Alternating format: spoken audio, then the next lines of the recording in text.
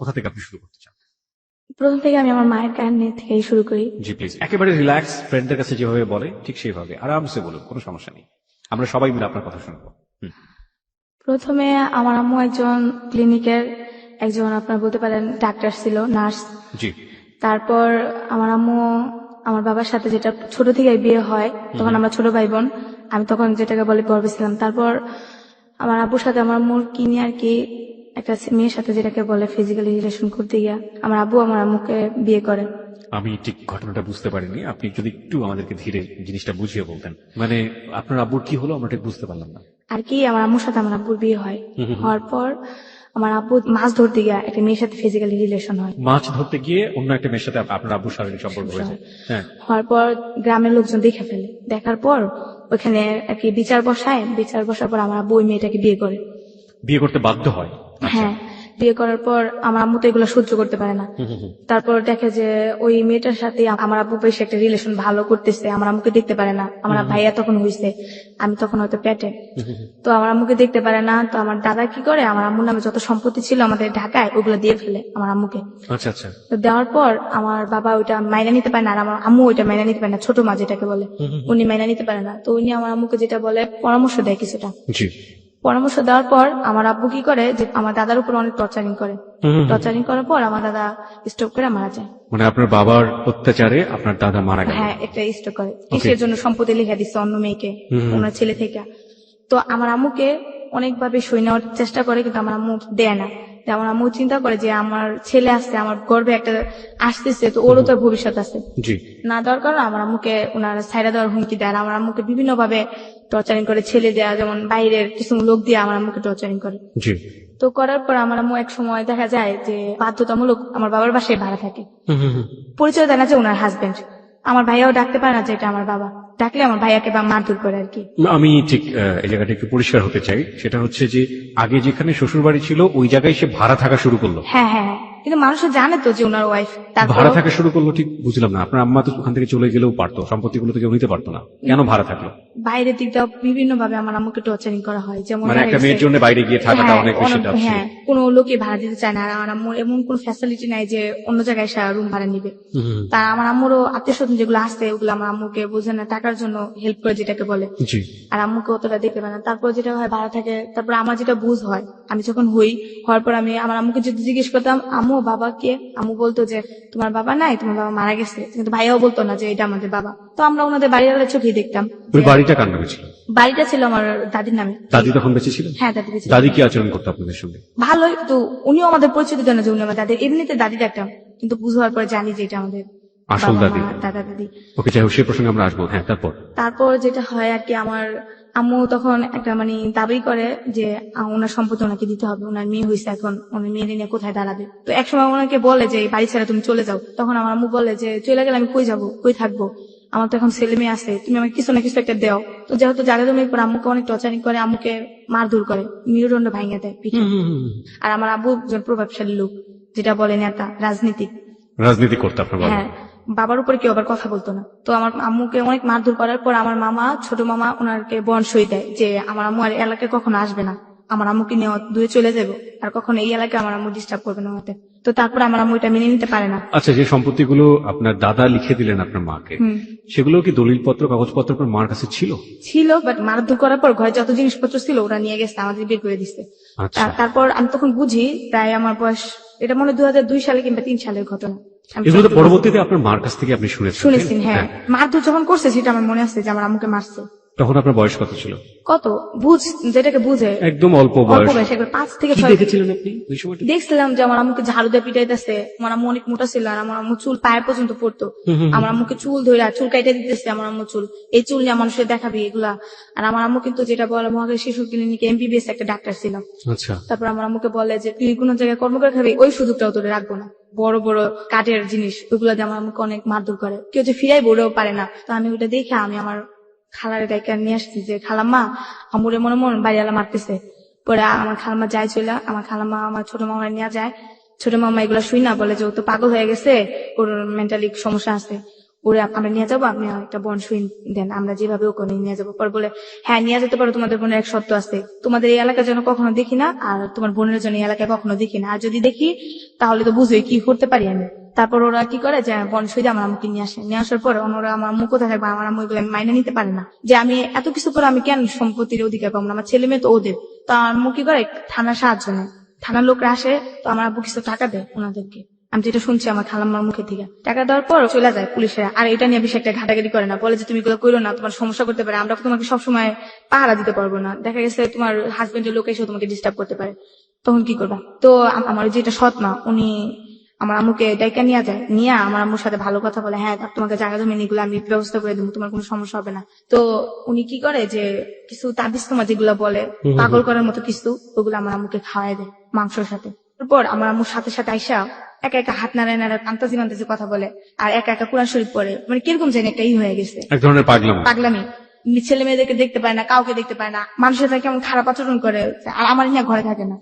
ওকে, প্রিয় শ্রোতা, এই পার্টে আপনাদের সবার দৃষ্টি আকর্ষণ করছি আমরা রিয়েল লাইফের একটা ছোট্ট পার্ট এরকম, যেখানে অনেক বেশি প্রশ্নবিদ্ধ হতে পারে, যুক্তি একেবারে নাও খাটতে পারে, but this is a part of life. যেমন আমরা অনেক সময় ভূতের অনেক ধরনের গল্প শুনে থাকি, যেটা কারো কারো কাছে একেবারে আজগুবি, কারো কারো কাছে কোনো যৌক্তিকতাই নেই, কারো কারো কাছে বৈজ্ঞানিকভাবে প্রমাণিত না। এই যে ঘটনাটিও বললো তাবিজ কবজের ব্যাপারটি, সেটাতে বিশ্বাস অবিশ্বাস করা একান্তই আপনার ব্যক্তিগত ব্যাপার, কিন্তু এটা জীবনের একটা অংশ। বিশ্বাস করবেন কি করবেন না সে বিষয়টি আপনার উপর আমরা ছেড়ে দিলাম, কিন্তু আমরা আমাদের জায়গা থেকে জীবনের গল্প যেহেতু প্রচার করছি, সুতরাং ও যেটা ফিল করেছে সেটা ও বলার অধিকার রাখে, সুতরাং ওটাও বলবে। হ্যাঁ, তারপর যেটা হয়, আম্মু আমার বাসায় থাকে না, তো আমার ভাইয়া তখন ধরেন 10-12 বছর, আমরা এক ভাই এক বোনে। তারপর আমার আম্মু কি করে, আমাকে নিয়ে দৌড়াদৌড়ি করে, রাস্তায় দৌড়ায় যায়, অনেক দূর দূরে দৌড়ায় জায়গা, আর আমি যদি হাত ছাড়ি আমাকে হাত ছাড়ে না, আমাকে গলা টিপা ধরে, আমার বুকের উপরে দাঁড়ায় থাকে, আমাকে অনেক মারধর করে। আর আমি খালি বলতাম আম্মু তুমি এটা কি করতেছে, তুমি কি পাগলামি করতেছে নাকি, আমি এগুলো বলতাম, আমি ডরে আম্মুর কাছে যেতাম না। তারপর আম্মু আমাকে নিয়ে যেত, আম্মু আমাকে খুব লাইক করতো, মানে মানসিক ভাবে ঠিক ছিল, একটা রান্না বান্না বলেন, গোসল করেন, সব দিক দিয়ে ঠিক, কিন্তু একা একা কথা বলতো। এরকম করতে করতে আমার ভাইয়া আমার আম্মুকে আর কেয়ার করে না, আমার ভাই আমার ছোট খালার কাছে চলে যায়। একটু জানতে চাই, আপনার ভাইয়ের সাথে আপনার বয়সের ডিফারেন্স কত? আমি আমার ভাই 7 বছরের ছোট। ওকে, হ্যাঁ, তারপর যেটা হয় যে আমার ভাইয়া গাড়ি লাইনে ডিউটি নেয় আমার মামার খালের বাসায় গিয়ে। হ্যাঁ, তো খালের বাসায় গিয়ে সে গাড়ির লাইনে ডিউটি নিত। হ্যাঁ, কি ডিউটি ছিল এটা? যে হেল্পারি করে বাসে। ওকে, তারপর আমি আমার আম্মুর কাছে থাকি, আমার আম্মুর সাথে আমি ঘোরাফেরা করি, কিন্তু আমাকে কেউ তখন আর অতটা গিয়ে করে না যে ও পাগল আমি করুক, সমস্যা কি, মেয়েটা আমাদের কাছে থাকে। কিন্তু কি আপনার যে সৎমা ছিল তার ঘরে কি সেই সময় কোনো সন্তান ছিল? হ্যাঁ, 2 ছেলে 1 মেয়ে ওনার ঘরে এখনো বর্তমানে আছে। ওকে। তারপর যেটা হয় যে আমার আম্মু আমাকে নিয়ে যায়, রাস্তায় থাকি আমরা, থাকা জায়গা নেই গা। 2004 সালের কথাটা আমার মনে আছে, তখন একটা গ্যাঞ্জাম হয়। রাস্তায় কিভাবে থাকলেন? দেখা গেছে কোন দোকানে সাইডে আমরা প্রথমে বসে থাকতাম, আম্মু বসে থাকতো, আম্মুর কোষে যেটাকে বলে, আম্মুর কোষে আমি মাথা দিয়ে রাখতাম, আম্মু আমাকে কাপড় দিয়ে ঢেকে রাখতো, ঢেকে আমরা শুয়ে থাকতাম। আর আমার মনে আছে খুব শীতের দিন ছিল, তখন কি হইতো যে আম্মু আমাকে নিয়ে একটা দোকানের সাইডে আম্মু শুয়ে থাকতো, শাটারের ওই সাইডে আমি শুয়ে থাকতাম, আম্মু বাইরে শুয়ে থাকতো, আম্মু আমাকে জড়াই দিয়ে কাপড়ের ভিতরে পেঁচাই নিয়ে শুয়ে থাকতো, আম্মু সাইডে শুয়ে থাকতো। কিন্তু আমার ফ্যামিলিটা ওরা ভাবতো না যে মেয়েটাকে আমি রাখি বা ওরে এক ঘরে বন্দি করে রাখি, কোনো সময় করতো না, আমার ফ্যামিলির দিকে একটা কেয়ারই করতো না। তারপরে এইভাবে আমরা রাস্তায় থাকতাম, আমার ভাই দেখলে আমাদের সাথে দেখা করতো না, কথা বলতো না। আমার আম্মু আমার ভাইয়াকে খুব লাইক করে, ভাই কি বলবো, এতটাই লাইক করে যে আমার থেকে আমার ভাইয়ের খুব লাইক করে। আমার ভাইয়ের কিছু হইলে আমার মনে হয় আম্মু খুব টেনশন করে, আম্মু বলে যে আরে তোর ভাইয়ের দেখে আসি, এটা এটা। তো আমরা রাস্তায় ঘুরতে ঘুরতে একদিন দুপুরবেলা বনানি আইসা ফুটপাতে চা বেছে, চা খাই আমার আম্মু আর আমি। তো আমার ভাইয়াকে দেখি যে বাসের ভিতরে যে ডাক দেওয়া লোক নেয় না, তো আমার ভাইয়া ডাক দেওয়ার লোক নিতেছে, আমার ভাইয়ের আমি দেখে যাই করে ডাক দিই, তো ডাক দেওয়ার পরে ভাইয়া দাঁড়ায় দেখা, ও আর কথা কয় না। আপনার ভাইয়ের নাম ছিল জাহিদ? হ্যাঁ। তো দেখে আমার বলতেছে তোরা এনে, পরে আমি ভাইয়া মায়ের দেখতে চাইছি, তোমার মায়ের কাছে দাও। মায়ের কাছে গিয়ে আমার এখন সময় নাই, 16 টাকা দেয় আমার আম্মুরে। 16 টাকা দেওয়ার পর বলে আমি যাই, আম্মু আবার ডাক দেওয়া যাই একটু কথা শুনতে, বাবা তোর চেহারা একটু দেখবো, কিন্তু ভাইয়া আম্মুর সাথে কথা বলে না, ভাইয়া চলে যায়। পরের দিন আমি আর আম্মু টঙ্গিতে আমাদের খালার বাসায় যাই, যার পরে আমি ভাইয়ের জন্য দাঁড়ায় থাকতাম, আমরা বলে ভাই কখন আসবে, আসলে কিছু টাকা দিবে, আমরা ওই টাকাতে খাওয়া দাওয়া করবো। তো ভাইয়া আসলো, আসার পরে তো আমি আমার ভাই বলতেছি ভাইয়া আপনার সাথে ভাই দেখা করতে চাই, মার সাথে একটু কথা কইবেন, পরে ডাকবে। পরে ভাই আসতে, বাপ কেমন আছো, একটু জড়াই ধরলে না, এই তুমি আমার জড়াই ধরবে না, কেন জড়াই ধরতেছো, এই তোমার শরীর কি অবস্থা, একটু নোংরামি অভ্যাস, কেমন জড়াই দরকার, তুমি আমার রাস্তা দিতে ডাক দিবা না, তোমার মতো ফকির লোকের রাস্তাঘাটে কথা বলে আমার সময় মান সম্মান চলে যায় না। আমার ভাই আমার মার এগুলো কইতো, তো মায়ের কষ্ট নিত না মনে, আমি কষ্ট নিতাম। আমি মনে করতাম যে ভাই এরকম বড় লোক দেখে আম্মুর এরকম করে, আর আমার সাথে ভাই কথা কইতো না। রাস্তাঘাটে দেখলে একটা সামনে বোন বলে আদর করতো, ওরকম করতো না। আমার খালতো বোনের মেয়ে 2টা ছিল, ওদের তো অনেক লাইক করতো আমার ভাইয়া, ওদের পড়ালেখা সবকিছু চালাইতো আমার ভাইয়া, বই টই যা বলেন খাতা বলেন সবকিছু চালাইতো, কিন্তু আমাকে কোনোদিন 2 টাকা দিত না। আর আমি চাইতাম না, আমি খুব ভয় পেতাম ভাইয়ারে। তারপর যেটা হয়, আমার খালার বকাবকি করে, তুই আমার ছেলেটা নষ্ট বানাইছিস, আমার ছেলেটা আমার দেখতে পারে না, আমার ছেলে কি করছিস তোরা, আমার ছেলে আমাকে দেখতে পারে না কে। এরা বলছে দেখে না, আমার খালা তর্কাতর্কি করে, আমার আম্মু তর্কাতর্কি করে। তারপর আমার ভাই আমার আম্মুকে কোমরে বেল দিয়ে মারতে যায়, তো আমি আমার ভাইয়ের ধরে দেখে, ভাই মারে না মারে আমাকে মারে, অনেকগুলো থাপ্পড় মানে অনেকগুলো ঘুষি মারে। আর কখনো এদিকে যদি দেখি তাহলে ঠ্যাং ভেঙে দিমু, তোর মারি না কখনো হবে না, এই মুখ তোরা কখনো দেখাবি না। মা বলে ডাকতো না ওনাকে? আর না, কখনই আমার মানে মা বলে ডাকতো না। আমার মা ভিক্ষা করতো দেখে অবহেলা করতো। ও মানে ওই সময় তুমি ভিক্ষা করতেন? হ্যাঁ, আমরা তো খাইতে পারতাম না, তো আমার আম্মু আর আমি চাই খেতাম, আমি চাইতাম, আম্মু তারা থাকতো। আপনার তখন বয়সটা কত, আপনার যদি মনে থাকে, মানে যে সময়টা আপনি লোকজনের কাছে চাইতেন, আপনার মা কি করতেন? বয়স কত সঠিক আমি বলতে পারি না, তখন 2005 সালের ঘটনা এটা। 2005 সালের ঘটনা, তার মানে খুব বেশি দূরে তো না। হ্যাঁ, আপনার যদি এখন 18 বছর হয়ে থাকে, তাহলে 2005 সালে তো বুঝতে পারছেন প্রিয় শ্রোতা, ও মোটামুটি বড়ই ছিল সেই সময়টা, হ্যাঁ। বছর দশকের মতো বয়স। ওকে, হ্যাঁ, তারপর?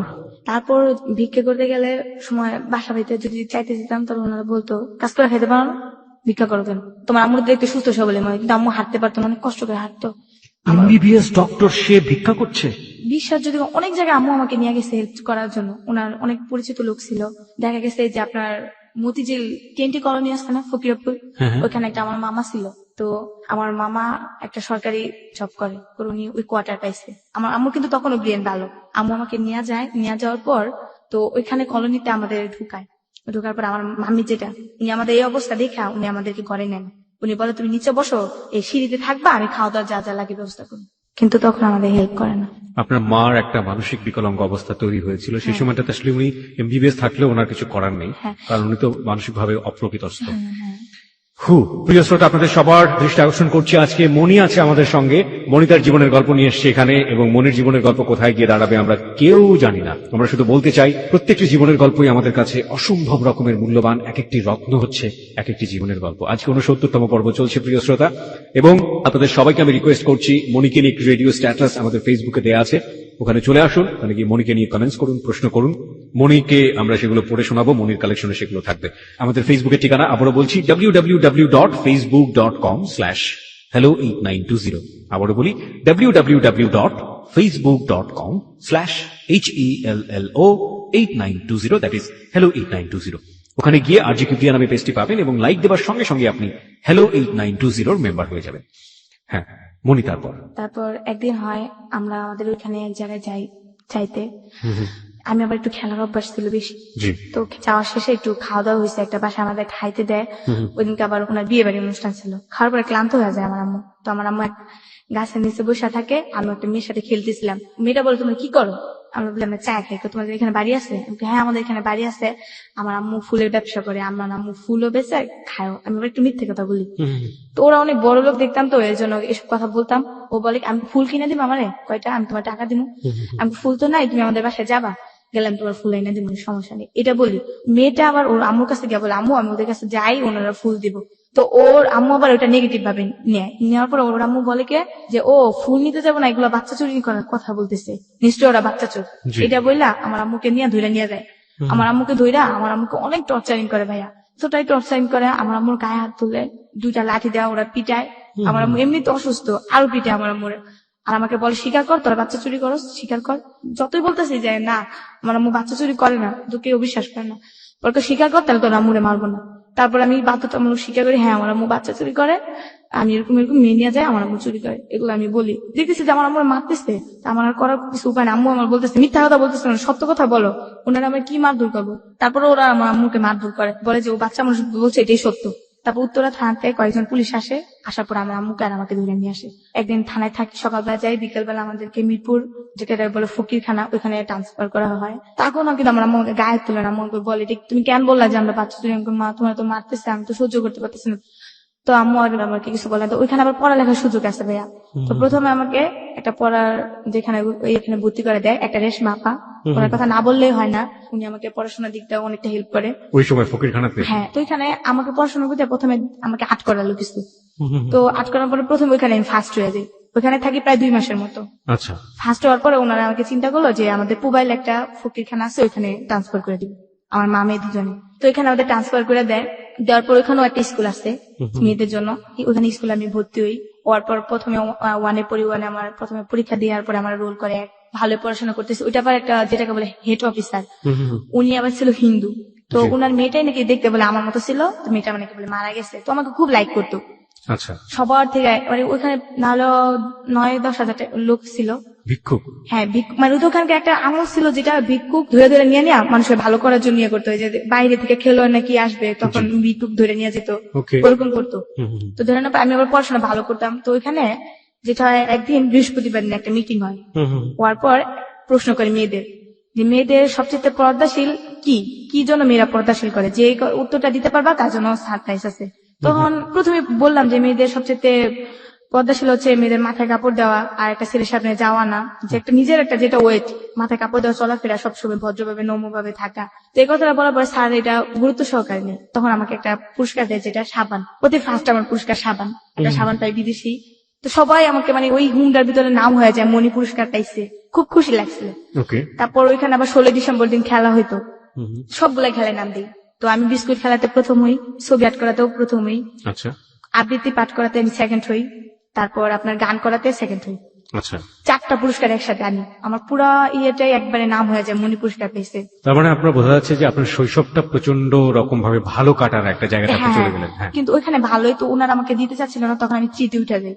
আচ্ছা। তো উঠানোর পর এর ভিতরে আমার আমার একটা অসুখ হয়ে যায়, ওই ঘুমের ভিতরে, ওইখান থেকে কিন্তু বের হওয়া যায় না, এর ভিতরে সবকিছু ওখান থেকে বের হতে বের দেয় না। হতেই দেয় না। ওইখানে আবার হাতের কাজ চলে, শাড়ি, বিভিন্ন ডিজাইন, ফতুয়ার কাজ, এগুলো চলে। আমি আবার ফতুয়ার কাজ করতাম।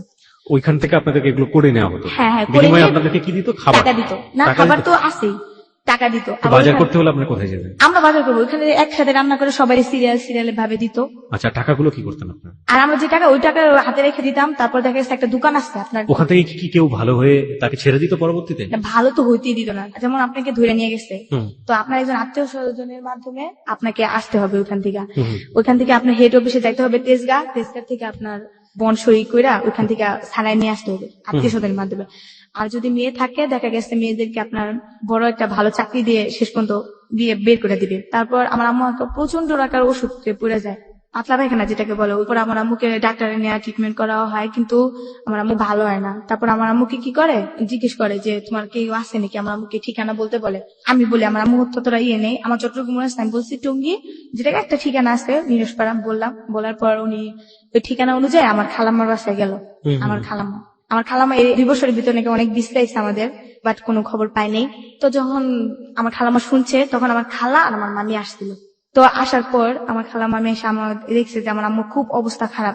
ও এর ভিতরে যেটা হয়, আমার আম্মু একদিন ড্যানিশ খাইতে চায়। তো ড্যানিশ কি? ড্যানিশ খাবার একটা জিনিস, ওকে, হোয়াট এভার ইট ইজ, এক ধরনের ফুড। হ্যাঁ ওটা খাইতে চায়। তখন আমার কাছে টাকা নাই, আমার আম্মু খাবার দেখে আমার খুব কান্নাকাটি লাগতেছিল যে আমার আম্মু খাইতে চাইছে, বাঁচবো না মরবো কোনো ঠিক ঠিকানা নেই। তো আমার আম্মুকে চিরা পানির উপরে রাখতো, মানে এর বেশি কিছু খাইতে পারতো না। তো আমি কি করি, তখন আমি হাতে কাজ করি, হাতে কাজ করার পর এক ধরনের মিশিং এর কাজ ওইখানে আসে, মিশিং এর নতুনই আমি কাজ করি। তো ওই দিন 2টা পিস করি, করার পর আমার হাতে নিডেল ঢুকে যায়। নিডেল ঢুকার পর ওই হাতে আমার অনেক জখম হয়, মানে এতটাই রক্ত হয় যেটা বলার বাইরে। তো ওইখান থেকে আমি প্রায় 200 টাকা পাই। 200 টাকা পাওয়ার পর ওই টাকা দিয়ে আমার আম্মু জিনিস কিনে আনি, কিছু ওষুধও কিনি। তাই ওষুধ কি, যেমন বাইরে কিছু স্টাফ আছে, স্টাফদেরকে বললে উনি বাইরে থেকে জিনিস আইনা দেয়। আচ্ছা। তো স্টাফদের কিছু ঘুষ দিতে হয়। তো স্টাফদের বলছি, বলার পর স্টাফরা অনেক কিছু আনছে। আনার পর আমার খালা মামি ওরা দেখতে আসলো।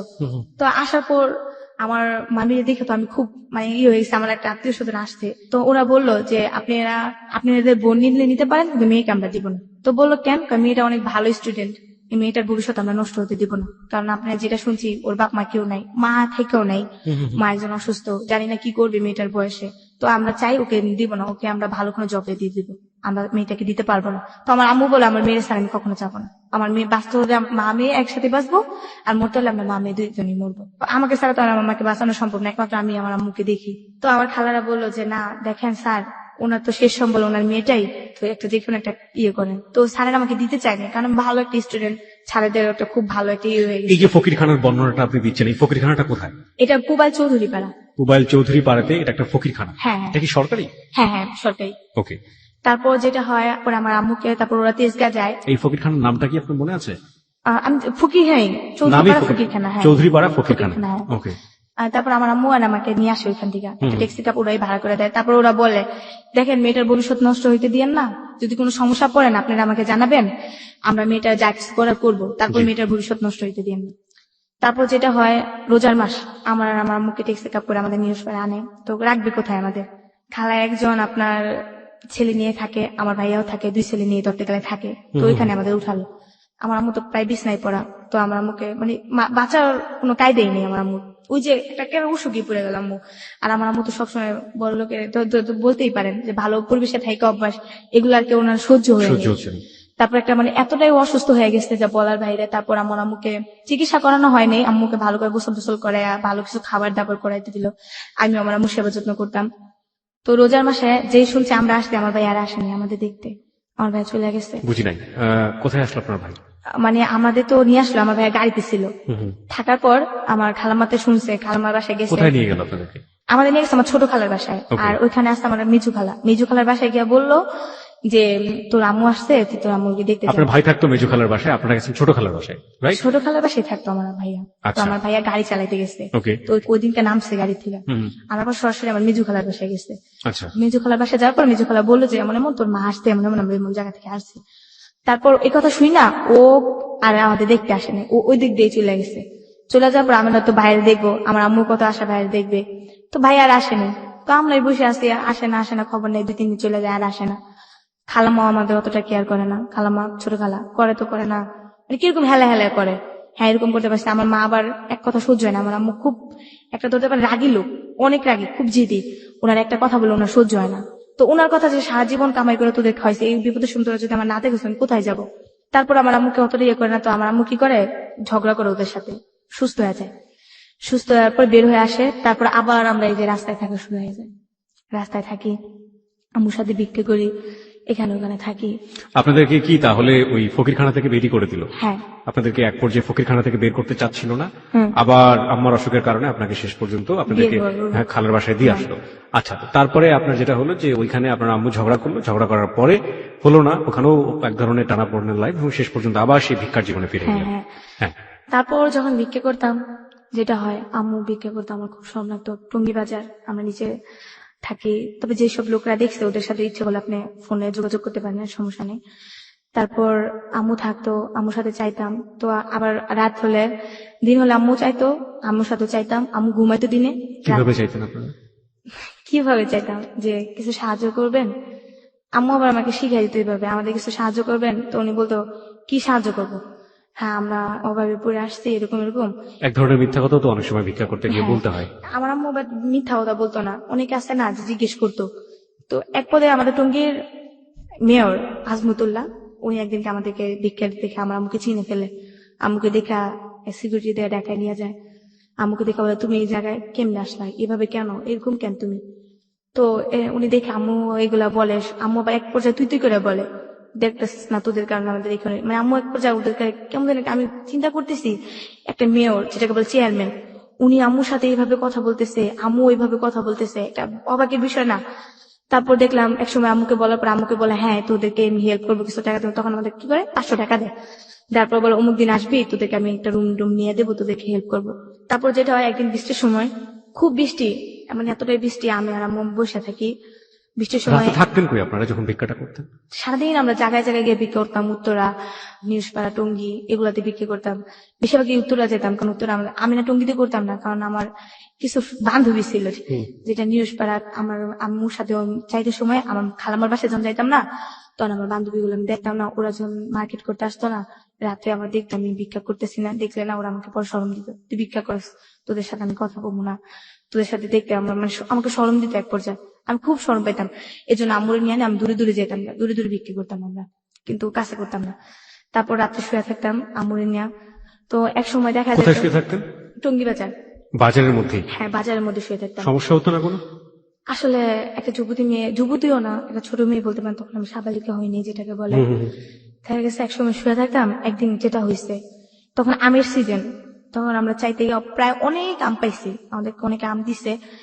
তো আমরা বলতেছি এই আমগুলো পুজা যাবো গা, কি করবো? তো অফিসে গার্মেন্টস লোক আছে না, তা আম্মুর আমি বলতেছি আম্মু এই আমগুলো আমরা এক কাজ করতে পারি, যে আমি বিক্রি করি, কিছু টাকা হইলো কিন্তু আমরা খাইতে পারবো দুপুরে।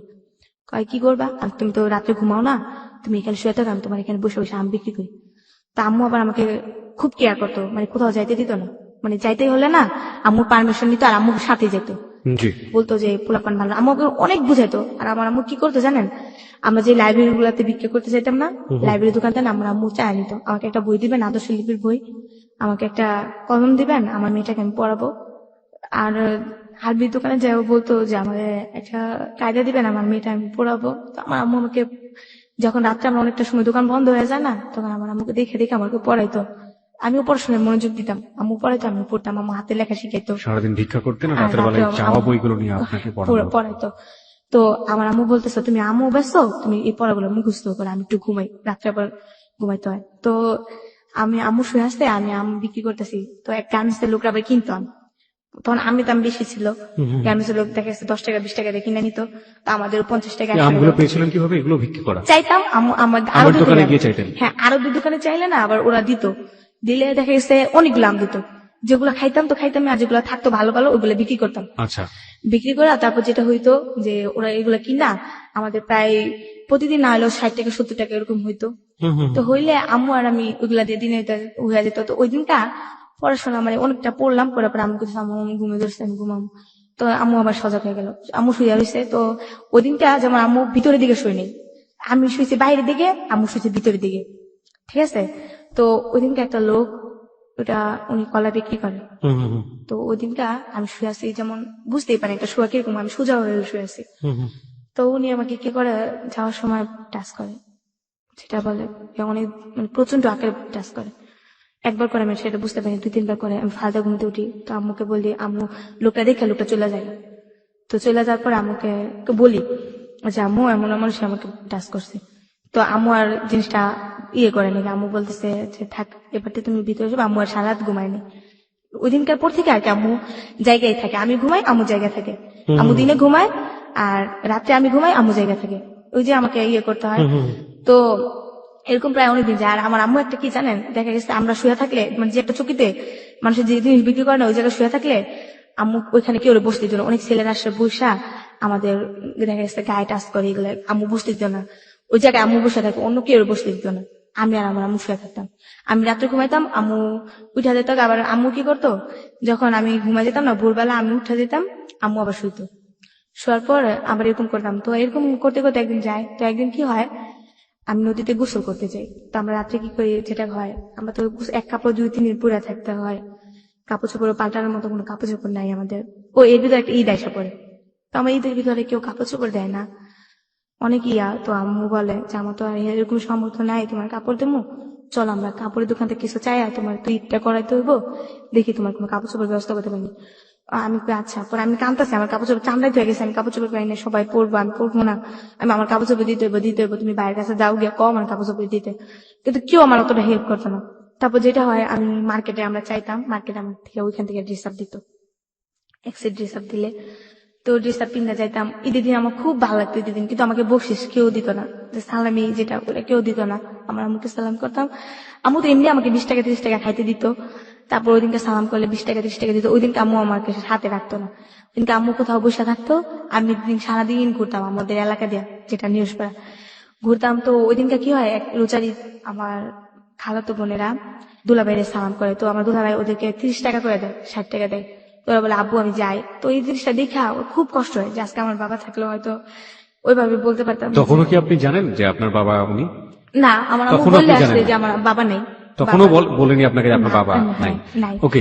আর আরেকটা জিনিস যেটা, সেটা হচ্ছে যে আপনার এলাকাতে তো সবাই মোটামুটি আপনার আত্মীয় স্বজন জানতো যে আপনারা ভিক্ষা করে হ্যাঁ খান। সবাই জানে, এলাকা সবাই জানে যে আমি সব ভিক্ষা এভরিবডি করি। জানে? হ্যাঁ সবাই Okay. জানে।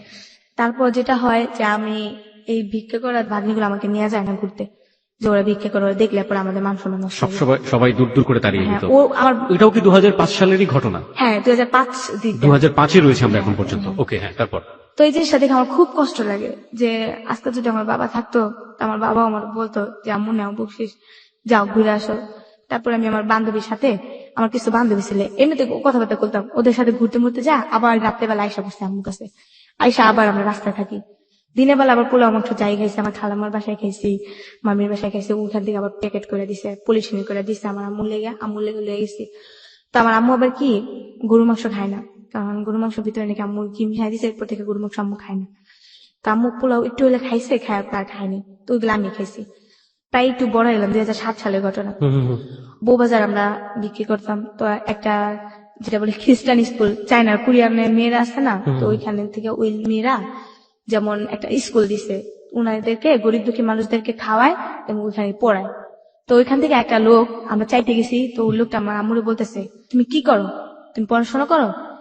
আমি বলি না, আমি পড়াশোনা করি না। পরে বলতেছে, পড়াশোনা করো না? আমি বলি না। পরে আমার আম্মুকে বলতেছে, আপনি মেয়েকে পড়াশোনা করাবেন? তো আমার আম্মু বলতেছে, আমাদের গরিবের আর পড়াশোনা, খাইতেই পারি না আর পড়াশোনা। তো বলতেছে, আপনি মেয়েকে যদি পড়াশোনা করেন তবে আমি কিছু হেল্প করতে পারি। পরে বলতেছে, কি হেল্প? পরে স্কুলটার কথা বললো, স্কুলটা আমাদের এলাকার ভিতরে নিরসপাড়া দিকে। তো আমরা বললাম হ্যাঁ। তো আমিও রাজি হইলাম। আম্মু প্রথমে রাজি হয়নি যে পড়ালেখা করলে আমার চাইবো কি, খামু কেমনি, এগুলো বললো। তো তারপর আমি বললাম না, আমি পড়বো, আমার অনেক ইচ্ছা। যখন স্কুলে মেয়েরা চায় না ভাইয়া, তখন খালি মনে হয় যে আমি যদি পড়তে পারতাম, যদি খালি একটু পড়তে পারতাম, আমিও তো একটা মানে স্কুলে ব্যাগ নিয়ে যেতাম, স্কুলের পোশাক পরতাম, এগুলো খালি মনে হইতো আর কষ্ট লাগতো। তো আমি বলছি না, আমি পড়বো। তা আম্মু কয় আচ্ছা ঠিক আছে পড়, সমস্যা নেই। তো ওইখানে পড়তে যেতাম। প্রথমে আমাকে কি করলো, আমাকে বলছেন কোন পর্যন্ত পড়ছি, আমি বলছি ওই যে 3 পর্যন্ত পড়ছি। আমি ওখানে 4 আমাকে নিল, ইন্টারভিউ যেটাকে বলে 4 নিল।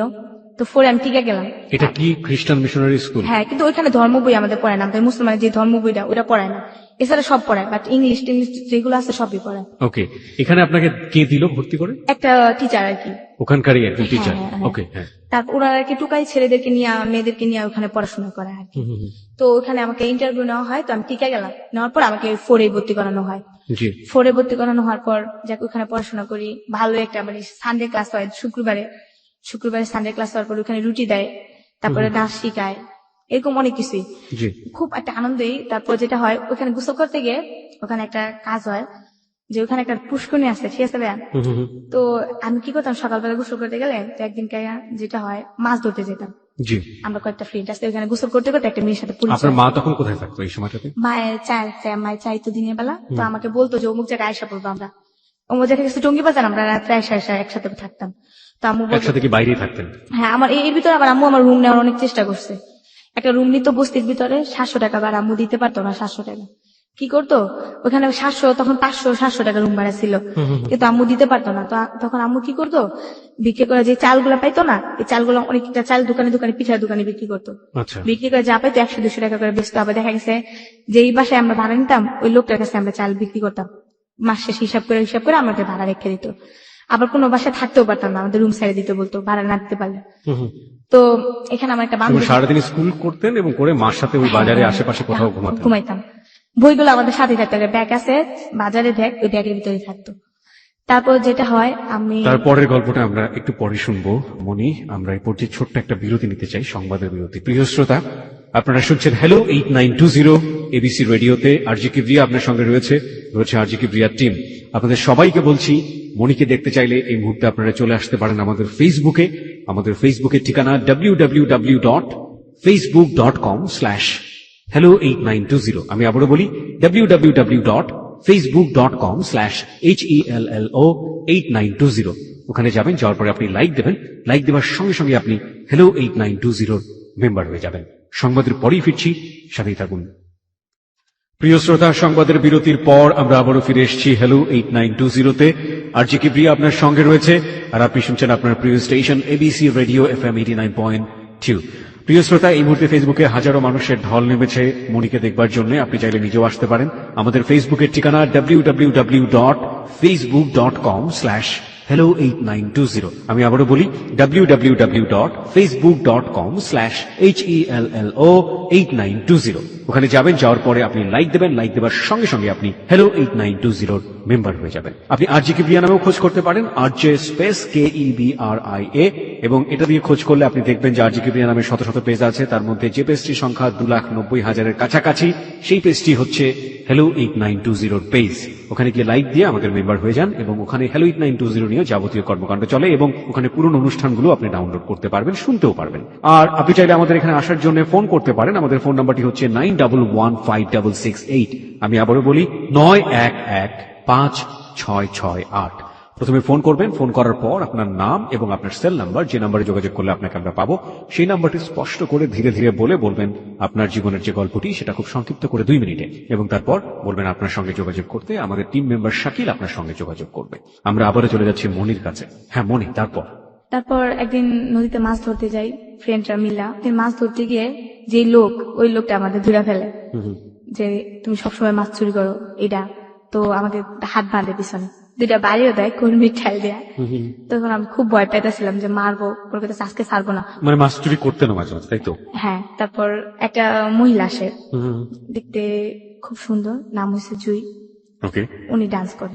ওই মেয়েটাকে দেখা বলে কি, হ্যাঁ জুই কেমন আছো, তো তখন আমাদেরকে ছাইড়া দেয়। ছাইড়া দেওয়ার পর আমরা এই ফাঁকে পলাই দিলেই কিন্তু ওইখানে আমাদের আরেকজনে ধরে ফেলে। ধরার পর তো বলতেছে তোমাদেরকে তো যাইতে বলিনি, আমি জুয়ের সাথে কথা বলছিলাম। জুয়েরা বলতেছে কি হয়েছে ভাই ওদের? পর বলতেছে আরে জানো না এগুলা প্রতিদিনই মাছ চুরি করে, ওদের জন্য মাছ চাষ করে রাখতে পারি না, আজকে ধরছি, আজকে ওদেরকে ছাড়বো না। তারপর বলতেছে ভাই পোলাপান মানুষ তো ছাইড়া দেন, বুঝতে পারেনি। পরে বলতেছে আর করবান এরকম? হ্যাঁ আমাকে আপু আপনি খুব ভালো, আসলে আপনি না থাকলে আজকে আমাদের খুব মারতো। পরে একদিনকে কি হয় যে আমরা ঝালমুড়ি খেতে যাই, খাওয়ার পর ওই দিনকে আমি টাকা হারাই ফেলি, আমার কাছে 15 টাকা ছিল, হারাই ফেলি। তো লোকটারে ঝালমুড়ি দিতে বলি, লোকটা বানায় ফেলে। লোকটা বলে টাকা দাও, মানে আমি টাকাটা দেবো, টাকা যে আমি হারাই ফেলছি ওটার আমার মনে নেই। এখন তো লোকটা ঝালমুড়ি বানায় ফেলছিল না, লোকটা ছাড়বে না, বলতেছে তোমাদের জন্য ঝালমুড়ি বানাইছি, এখন তুমি কি করবা, ঝালমুড়ি নাও আর টাকা দাও। আর আমরা টাকা দিই কই থেকে।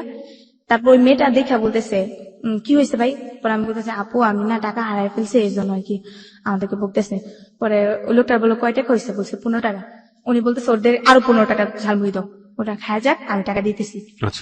তো আমি বললাম আপনি আসলে আপু খুব ভালো। পরে দিল 29 টাকা।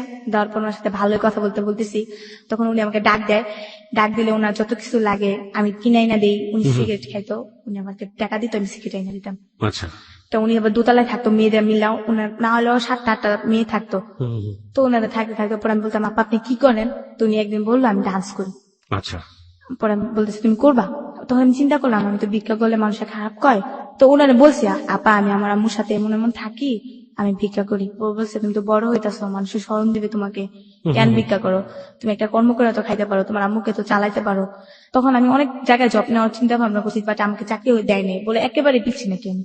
ও তখন আমাকে মেয়েটা বললো যে তুমি কিছু করবা? আমাকে হ্যাঁ করবো, তুমি ডান্স করতে পারো? তো আমি দেখালাম, ও বললো চলবে, সমস্যা নেই। তো আমাকে নিয়ে গেল প্রথমে ওর এক ক্লাব ক্যামেরাম্যান আলম ভাই, ওনার কাছে নিয়ে গেল। তো ওনার কাছে নিয়ে যাওয়ার পর উনি আমাকে দেখা বলতেছে ও তো একেবারে ছোট, আর কি কাজ করবে? হ্যাঁ তখন আমার ভালো ড্রেস আপও নেই, তো ওর একটা ড্রেস আপ আমাকে নিয়ে গেছে। ও কি করবে? ও দেখবি তো বাচ্চা বাচ্চা মনে হয়। তো বলতেছে কিছু না আলম ভাই, আপনি খালি বলেন যে ও ডান্স করবে আর ও আমার অ্যাসিস্ট্যান্ট হিসাবে থাকবে। আমি সেটা জানি না, আমি জানি যে আমি ডান্স করবো, আমি কি একটা আনন্দ ভিতরে আছি, আমি ডান্স করবো। পরে এই কথা বলার পর ও বলে আচ্ছা ঠিক আছে চলবে, সমস্যা নেই। আলম ভাই বলে জুইটা আসলে কে ছিল? ওই ডান্স করতে, সেটা ঠিক আছে, কিন্তু ডান্স যেহেতু করতে সেজন্য জিজ্ঞেস করেছি জুইটা আসলে কে ছিল, আমরা কি তাকে চিনি? না না, ও অতটা উজ্জ্বলতা না, অতটা মানে পরিচিত না। হ্যাঁ, মানে শুধু ডান্স করতো? শুধু ডান্স করতো। উনি ডান্স কোথায় করতো? মানে কাউকে শেখাতো নাকি সিনেমাতে করতো? না সিনেমাতে না, দেখা যাচ্ছে বিভিন্ন ধরনের বিচিত্র অনুষ্ঠান যেটাকে বলে, বিয়ে বাড়ির অনুষ্ঠান, যাত্রা, মানে মানুষের বিভিন্ন জায়গায় গিয়ে নাচাগুলো করার অনুষ্ঠানগুলোতে ও নাচতো। আচ্ছা ঠিক আছে। তারপর ওখানে আমার নিয়ে যায় অতি ফাস্ট। আচ্ছা। তো তখন আমি যাই রাজশাহী দুর্গাপুর একটা জায়গায় যাই। তো ওরা সবাই আর কি মেকআপ করার পর তো ওরা স্টেজে যায়, তখন আর আমাকে মেকআপ করায় না। তো আমি চিন্তা করতেছি যে ওরা মেকআপ করছে, আমিও তো নাচবো, তো আমাকে মেকআপ করায় না কেন? পরে ওদের নাচতেছে, তো আমি বলছি জুয়াপা আমি কি ডান্স করবো না? হ্যাঁ করবি, তুমি আসতে না কালকে করবা। তো কালকেও আসলো, কালকেও না। আমি জিজ্ঞেস করার আগেই না যে মালিকের আন্ডারে আমরা গেছি, তো ওই লোকটা বলতেছে তোমার রান্না করা লাগবে। তা আমি তো রান্না করতে পারি না, যে বড় বড় পাতিল, এর ভিতরে কিন্তু আমি কিন্তু পলাই গেছি, আমার আম্মু কিন্তু আমাকে বিস্তারিতেছে, পাগল হয়ে গেছে, আমি বিস্তারিতেছে আমার আম্মু। আচ্ছা একটা জিনিস সেটা হচ্ছে যে প্রথমত আপনি আপনার আম্মুকে বলে যাননি এরকম একটা বয়সে, আরেকটা ব্যাপার যেটা সেটা হচ্ছে যে আপনি কি নাচ করবেন না, এটা যে আপনি জুইকে জিজ্ঞেস করছিলেন, আপনি কি সেই সময় নাচ শিখেছেন? এই টিভিতে দেখতাম মানুষের ডান্স করতো, মানে একটা ছোট বয়স, আমি পারি আর না পারি আমি স্টেজে নাচবো, আনন্দ একটা অন্যরকম ছিল। ওকে হ্যাঁ, তারপর ওই মালিক বলতেছে তোমার রান্না করা লাগবে। তো আমি বলতেছি আমি তো রান্না করতে পারি না, আমি কিভাবে রান্না করব? পরে আমাকে বলতেছে না করতেই হবে, আমার তো রান্না করার জন্য আনে নেই, আমাকে বলছে আমি ডান্স করবো। পরে মেয়েটা বলতেছে কিসের ডান্স, তুমি আমার সাথে অ্যাসিস্ট্যান্ট হিসাবে আসছো। তো তখন আমি খুব কান্নাকাটি করি, যেহেতু অচেনা একটা মেয়ের সাথে আসছি, ভয় লাগতেছে কিভাবে কি করব। আমি রান্না করি, তো একটা মেয়ে ছিল লিপি নাম, উনি যাত্রাবাড়ি থাকে, উনি আমার গুরু, সবসময় ওনার আমি মানি। জি। উনি আমাকে অতি ফার্স্ট মেকআপ করে, আমাকে ও অতি ফার্স্ট মেকআপ মানে বুঝলাম না। মানে তখনই আমাকে মেকআপ করে, ও আচ্ছা। বলে যে ও পারবে। আচ্ছা। তো ওই মেয়েটা নাচতো না, তা আমি ওর গানে শুনে না আমি বাইরে নাচতাম, তো আমার ডান্স গুলো কয়েকজন ফলো করে। আচ্ছা। করার পর দিয়ে ওই মেয়ের থেকে ভাই আমি খুব ভালো ডান্স করি, তো ওই মেয়েটা আবার ফলো করে যে না ওর থেকে তো ওই ডান্স করে, তো ও আমাকে এতগুলা গালাগালি করে না, তো ওর খুব হিটে আসে, তো ও বলে যে আমি মেকআপ করে দিব, আমি ওকে স্টেজ উঠাবো, ও যদি না পারে তখন যা বলার আমাকে বলবেন। তো আমাকে খুব ইমোশনাল ভাবে ইয়ে করে নেয়, তো আমি খুব মানে নার্ভাস হয়ে যায় যে প্রথম প্রথম স্টেজ উঠতেছি কি হয় না হয়। প্রথমে আল্লাহ নাম নিয়ে স্মরণ এটা করলাম। কিসের অনুষ্ঠান ছিল? এটা ছিল আপনার একটা স্কুল ফাংশন। School function. হ্যাঁ, হ্যাঁ। ওকে, আপনাদেরকে ভাড়া করা হয়েছিল ওখানে নাচার জন্য। হ্যাঁ, dance এক ধরনের ডান্স গ্রুপ। ডান্স গ্রুপের নামটা কি জানেন? এটা মানে জাদু খেলা দেখায়, একটা মানুষকে 3টা টুকরো করে। এই গ্রুপের মধ্যে জাদুর খেলাও দেখানো হ্যাঁ, হতো। জাদু খেলা দেয়, তারপর আমাদের 3টা নাচ দেয়া শেষ ওকে, করে। আমরা বুঝতে পারছি যে এরকম যে একটা গ্রুপ যারা বেসিক্যালি এন্টারটেইন করে, এরা নাচে, গান গায়, সার্কাস বলতে পারে। It's one kind of circus group. হ্যাঁ। ওকে, হ্যাঁ, তারপর? তারপর আমি প্রথমে ফার্স্ট স্টেজ উঠে আমাকে প্রথমে দেয়, সালাম করে আমরা স্টেজ উঠি। ওঠার পর আমার ডান্স দেখা সবাই বলে যে মেয়েটা আমাকে নিচ্ছে ওর থেকে আমি ডান্স ভালো পারি, যেটা মেয়ে আছে আমার সিনিয়র ওদের থেকেও ভালো, ওদের সব বেস হয়ে গেছে। আমি আমার ডান্স দেখা তো মালিকে বলতেছে শুধু শুধু ওরে বসায় রাখছি, এই মেয়ের থেকে তো আমার এই প্রথম নতুন মেয়েটাই তো ভালো কাজ করে। তো ওই মেয়েটার আমি খুব মানে ইয়ে করি যে ওর কারণে মাস্ক এতটুকু আসছি, বাট এখনো লাইক করি ওকে, আমি আর দেখি নাই। কেউ যদি শুনে না থাকে তারপরে দোয়া করি ওনার জন্য আল্লাহ অনেক ভালো রাখে, কারণ উনি তো চ্যালেঞ্জটা নিয়েছিলেন বলে আপনি চ্যালেঞ্জটা নিয়েছে নিয়েছিলেন। আমার জন্য। তারপর নাম হচ্ছে লিপাপু। তারপর উনি আমাকে নিয়ে গেল, তো প্রতিটা শুতে আমি নিই। তারপর উনি আমাকে বললো শুধু ডান্স করলেই হবে না, মালিকে বলতেছে কিছু না কিছু শিখতে হবে, তুমি ডান্সের দিকে থাকলে হবে না, একটা খেলোয়াড়ের কিন্তু অনেক দাম, তো নতুন তখন, এখন বেতন পাবা 500 টাকা, তখন তুমি বেতন পাবা 2000 টাকা একটা খেলোয়াড় হলে, তো দেখো তখন তোমার ওয়েটটা কত টাকা থাকবে। এখন শুধু ডান্স করলে হবে না, পাশাপাশি খেলাও শিখতে হবে। তো আমাকে খুব লাইক করেন। খেলা মানে কি? সার্কাসের সার্কাস খেলা? খেলা, হ্যাঁ। ওকে। প্রথম দিন আমাকে একটা খেলা দেয়, স্টেজ থেকে অদৃশ্য হওয়ার খেলা। এবং এর মধ্যে আপনি আপনার মার সাথে কোনো যোগাযোগ নাই? না না না, ওকে। যেমন উনি কিছু ম্যাজিক করবেন, তো আমি কিন্তু ওইখানে বসে আছি, বাট দেখা যাচ্ছে যে আমি স্টেজে নাই। ওই মেয়েটাকে ওই খেলা দিচ্ছে কিন্তু মেয়েটা আমার পারেনি, তারপর যখন আমাকে দিচ্ছে আমি একবার দেখাইছে, তারপর আমি পারছি। তো উনি আমাকে আরেকটা বড় রিক্সের খেলা দিল, যে যেহেতু ওই খেলাটা পারছে ওইটাও পারবো। প্রথম খেলাটা কি ছিল? স্টেজ থেকে অদৃশ্য হওয়া। অদৃশ্য হওয়া। আর পরের খেলাটা কি ছিল? 6 ফুট শূন্যের উপরে ভেসে থাকা, একটা সন্ন্যাসীর খেলা আমাকে দিল। ওকে। মেকআপ টেকআপ করা আমাকে সন্ন্যাসী রূপে ইয়ে করলো। নিজে তো ভাই একটা বেসের মধ্যে ছিল, কিন্তু বাট বোঝা যেতেছে যে আমি সত্যি সত্যি 6 ফুট শূন্যের রূপে ভাইসা আসলে তো কিছুই না। ওইটাই না। প্রথম আমি খুব হাসা দিতাম যখন ম্যাজিকের কথা বলতো না, খুব হাসা দিতাম। মানে এখানে আমাদেরও হাসতে হবে, কারণ ব্যাপারটা হচ্ছে এরকম যে ওই যিনি জাদুঘর ছিল উনি ম্যাজিকের কথাবার্তা বলতো, লোকজনকে অনেক বেশি মানে উত্তেজিত করতো, আর আলটিমেটলি আপনি হাসতেন কারণ আপনি জানতেন যে ব্যাপারটা তো এরকম না। ওকে, তারপর? চোখ মুখ টিপে পরে চোখ বন্ধ করে রাখতে হতো প্রায় 2 মিনিট, তারপর যখন বলতো চোখ খুলো তখন এরকম হাসি, এখন আমার হাসি উঠতেছে এগুলো মনে পড়লে। ওকে, প্রিয় শ্রোতা, ও আসলে খুবই সহজ সরল একজন মানুষ। আমার যতটুকু ওকে আমি দেখেছি, শাকিলের সাথে অনেকক্ষণ কথা বলেছে। ওকে এক ধরনের গ্রুমিং করা হয়েছে, কিভাবে ওইখানে সে কথা বলবে, কিভাবে ও গল্পগুলো এখানে প্রেজেন্ট করবে। ও ওই সময়ের পর থেকে আমি যতক্ষণ ওর সঙ্গে আছি এই মুহূর্তে, আমার ওকে এতটুকু সময় দেখে মনে হয়েছে যে এই যে জীবনে অত বড় কষ্টগুলো, ওগুলোকে ও ওর জীবনের একটা অংশ মনে করে নিয়েছে। সেটার জন্য ওর মানে এটা তো আমার জীবনের একটা অংশ, এভাবে ও বলে যাচ্ছে। আর আমার জায়গা থেকে বা আপনার জায়গা থেকে আমার যেটা মনে হচ্ছে যে she is a very honest girl এবং অনেক সহজ সরল একটা মানুষ। আমি সবাইকে একটু দৃষ্টি আকর্ষণ করতে চাই, মনিকে নিয়ে যদি আপনার কিছু বলার থাকে এবং আপনি যদি কোনো কমেন্টস করতে চান, প্রশ্ন করতে চান এবং ওকে দেখতে চান, তাহলে চলে আসতে পারেন আমাদের ফেসবুকে। আমাদের ফেসবুকের ঠিকানা www.facebook.com/hello8920। আমি আবারও বলি www.facebook.com/hello8920। ওইখানে যাবেন, যাওয়ার পর আপনি লাইক দেবেন, লাইক দেওয়ার সঙ্গে সঙ্গে আপনি hello8920 মেম্বার হয়ে যাবেন। হ্যাঁ মনি, তারপর কি হলো জাদু? তারপর জাদুটা ভালোই খেলাধুলা পারলাম। এখন আমি আগে প্রথম নাচতাম, ওই মেয়েটাকে দেয় আগে, আমাকে দেয় 3 নম্বরে। মানে যারা ভালো পারে তারা পরে করবে। হ্যাঁ, আমি হেড ডান্সার হয়ে গেলাম। বাহ বাহ। এর ভিতরে আপনার একটা কথা বলি নাই, নদীতে গোসল করার সময় একটা ছেলে বাইরে থেকে আসে, তো আসার পর লোকটা আমাকে প্রায় ফলো করে, আমি কিভাবে লাভ দেই নদী থেকে, কিভাবে চঞ্চলতা করি, কিভাবে দৌড়াদৌড়ি করি, প্রায় ফলো করতো যে লোকটা। তো ওই লোকটার বিষয়ে আর কি অতটা ইয়ে করতাম না, তো আমি তো ওইখানে চলে আসলাম। যেটা তারপর ভালো একটা ইয়ে করতেছি। তারপর যেটা হয়, একদিন আমরা ইয়াতে যাই আপনার রাজশাহীর দিকে মিঠাপুকুর, ওকে, একটা শুক্রহাট একটা জায়গার নাম, ওখানে একটা সার্কাস হয়। ওখানে তখন নায়িকা আনে, ময়ূরীকে আনে, তারপর আপনার অমিত হাসানকে আনার পর ওখানে তো আমি হেড ডান্সার হিসাবে পরিচিত। তো আমার নামটাও ঘোষণা করা হয়, এমন এমন মনিটনে আসবে এরকম কিছু বলে। তারপর আজানের সময় মাইক সারে, ওইখানে একটা মসজিদ ছিল, ওখানে মানুষরা খুব ভালো, সবকিছুতেই ভালো। তো ওইখানে মানে হুজুররা খেপা যায়, খেপার পর তখন আবার নায়িকারা যেহেতু আসছে আমাকে ফার্স্ট ডান্স করতে বলছে, তুমি ছোট মানুষ, তুমি আগে ডান্স করে আসো। তো সাউন্ড সিস্টেমের একটা ছেলে আজাদ নাম, ওর কথা না বললেই হয় না, ও আমাকে লাভ করতো, সেটা আমি বুঝতে পারতাম না। ওকে, তো তখন আমি ডান্স করতেছি, লোকজন ভালোই হয়েছে, টিকিট টিকিট কাটে আসছে। ডান্স করার সময় হঠাৎ করে কেমন জানি একটা বোতল আসছে না, ওইটা আমার দিকে ফিক্কা দিল কে জানি। তো দেওয়ার পর আমি অতটা খেয়াল করিনি, তারপর আমি ডান্স করতে আসছি। সাউন্ড সিস্টেমের লোকটা আমাকে ইশারা দিয়ে বলতেছে তুমি চলে যাও, উপরে ভাঙচুর দিতেছে। তারপর আমি খেয়াল করিনি, আমি যাইতাছি। তারপর ডান্স করার পরে একটা লোক একটা বোতল দেয়া আমার চেহারার ভিতরে মারে, ওটা আমার একটা পুরোপুরি কপালে লাগে, অনেকটা রক্ত হয়। যখন লাগে কপালে আমি থেমে দেখে চায়া দেখি যে পুরা লোক ঢুইকা টিন টুন ভাঙচুর, লোকজন যাইতেছে এটাইরা। ওইখানকার কমিটিরাও মনে করেন যে মেয়ে নিয়ে টানাটানি করতেছে, মেয়ে নিয়ে জঙ্গলে নিয়ে যেতেছে। আমি তো তোকে পোলাপান মানুষ, কিচ্ছু বুঝি না। তারপর যেটা হয়, পিছনে কিছু ঘটনা রেখে আসছি, এখন মনে পড়ছে। জি বলুন বলুন। এর ভিতরে আমি কিছু ফ্রেন্ডের সাথে আমার দেখা হয়, আমার কিছু বান্ধবী। আমি যখন রাস্তায় থাকতাম কুতুর খেলতে খেলতে ওদের সাথে পরিচয়, 3টা বান্ধবী। পরিচয় হওয়ার পর ওই বান্ধবীরা আমাকে বলে যে এভাবে কতদিন ওরা আবার খারাপ ছিল ভাইয়া, যেটা খারাপ মানে কি বোঝাচ্ছেন? খারাপ কাজ করতো, মানে এক ধরনের প্রস্টিটিউশন। হ্যাঁ, ওকে, ফিজিক্যালি রিলেশন করতো। তো ওইটা আমি আবার জানতাম না। তো ওরা খুব টাকা ভাঙতো, এতটাই টাকা ভাঙতো, আমাদের ঝালমুড়ি হয়তো আমাকে টাকা পয়সা সব দিতে হেল্প করতো। আমার আম্মুর সাথে রাস্তায় থাকতাম, শরম করতো, মাকে না বইলা ওদের সাথে রাত্রিকে থাকতাম। কোথায় থাকতেন? ওদের বাসা ছিল? ওদের বাসা কেমন, 2টা মেয়ে 3টা মেয়ে একসাথে থাকতো, ওদের সাথে রাত্রে থাকতাম। এর ভিতরে ওর সাথে তো রিলেশন হয়। এর কয়েকদিন আগে আবার আমার আম্মুর সাথে যখন আর কি আমি চা খাইতে যাই, একটা মেয়ের সাথে পরিচয় হয়, মেয়েটার নাম মিতু। তো মেয়েটা আমার সাথে দেখা, মেয়েটার আমার সাথে কিছু কথা বলে, আমিও বলি। আমি আবার ভাইয়া কি একটু আদরের, যেটা বলেন লোক বেশি, যে আমাকে একটু আদর করে বেশি, এখনো আমি ওর কাছেই যাই। তো মেয়েটা আমাকে, আমি আপনাকে একটু থামাচ্ছি, দুটো বিষয় একটু পরিষ্কার করে আমরা এই জায়গাটায় আবারও ফিরে আসবো। ওকে, একটা হচ্ছে যে আপনি আপনার মার কাছ থেকে প্রথম যেদিন না বলে চলে গেলেন, তারপরে আপনি কতদিন পরে আপনার মার কাছে ফিরে গিয়েছিলেন? ওইটা যে প্রোগ্রামে গেছে হ্যাঁ। প্রায় 2 মাস পর আমি আমার আম্মুর কাছে। 2 মাস পর? হ্যাঁ। তার মানে আপনি এখন আপনার আম্মুর কাছে ফেরেননি?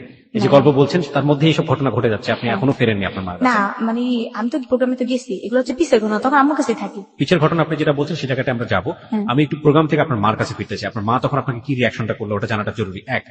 2 নাম্বার হচ্ছে ওই যে ঘটনাটা ঘটলো, বিশেষ করে যখন আপনার স্টেজে যেটা মারলো, ওই সময়টাতে আপনি তারপর আপনাকে সেভ করলো কিভাবে, আপনি কি করলেন? ও সেভ করছে যেটা মালিক আয়সা, তখন ময়ূরী আপা বলতেছে এই হিরণ শাহ, মানে মালিকের নাম। ময়ূরী মানে কোন ময়ূরী? নায়িকা ময়ূরী আপা। আমাদের সিনেমার নায়িকা ময়ূরী? হ্যাঁ, ময়ূরী আপা। উনিও এইসব পারফরমেন্স, এইসব হ্যাঁ, stage উনি করে? স্টেজ প্রোগ্রাম করেন।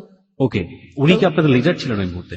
লিডার বলতে কি, উনি একটা নায়িকা মানুষ না, উনিও তো ডান্স করার জন্য উঠছিল, উনাকে দেখতে জন্য টিকিট কাটছিল, সার্কাসে আসে না এখন, ও সবাই ওনাকে দেখার জন্য টিকিট টিকিট কাটছিল ওইটাই। আচ্ছা। তো ময়ূরাপা খুব ভালো, যেটা আমি ওনার সাথে চললেই বোঝা যায় যে উনি কোন ধরনের। ময়ূরাপা এই হিরণ শাহ তোর মেয়েদের কাকে সেভ কর, মেয়েদের তো টাইনা নিয়ে যেতেছে, 2টা মেয়ে অলরেডি টাইনা নিয়ে গেছে, ওই যে জুই ও আরেকটা মেয়েকে টাইনা নিয়ে গেছে অলরেডি, 2টা গাড়ি মনকে ভাঙচুর করছে ওনার। তো ময়ূরাপার ড্রাইভার ফোন করে আপা কি করবো, গাড়ি তো ভাঙা ফেলতেছে, কি করবো, বলতেছে তুমি গাড়ি নিয়ে একটু সামনে যাও, আমি আসতেছি। তারপর ময়ূরাপা ওইখানকার এলাকার যেটা রংপুর, এখন মনে হচ্ছে রংপুর, যেগুলা মিঠাপুকুরে যে পুলিশ গুলো আছে ওনাদেরকে ফোন করে, ওনারা আবার আস্তে আস্তে একটু লেট হয় আর কি। তারপরে আমি ময়ূরাপুর একটা খালাম্মা আর ওনার সাথে একজন যায়, উনি, তারপর অন্তরা, আমিন আর মালিক হিরণ সাবাই, ওনারা যাই গিয়ে একটা প্রফেসরের বাসায় উঠি। উঠানোর পর প্রফেসরের বাসা পুরো গিরাতে ফেলে, তখন সাথে সাথে পুলিশ এসে পড়ে। পুলিশের কারণে আর কি এনজাম করতে পারি না অতটা, 2টা মেয়ে তো অলরেডি নিয়ে গেছে। তারপর ওই 2টা মেয়েকে পাইছে, এটা পরে ময়ূরাপা বলে এখানে আমার প্রোগ্রাম করা অসম্ভব, আমার জীবনে নিরাপত্তা নাই, এখানে আমি প্রোগ্রাম করবো না। আচ্ছা। তখন ময়ূরাপা চলে যায়, প্রায় 15 দিনের মতো মাঠটা বন্ধ থাকে, ওইখানে আমাদের থাকতে হইতেছে, ওইখানে শাক লতা পাতা টুকায় টাকায় খাইতে হইতেছে। তো এর ভিতরে ভাইয়া পিছনে আরেকবারই যাইতে হয়। আচ্ছা। যেটা হয়, ওই যে আমি যে ছেলেটা বলছিলাম না যে আমাকে টাকা থাকতো, তো ওই যে আমার মেয়ে একটা বন্ধু ছিল, ওই মেয়েটার সাথে আমি কথাবার্তা বলার পর আরেকটা মেয়ের সাথে দেখা হয়, উনি ওনার হাজবেন্ড একজন ফর্মা মানে পুলিশের কাছে ইনফরমেশন করে।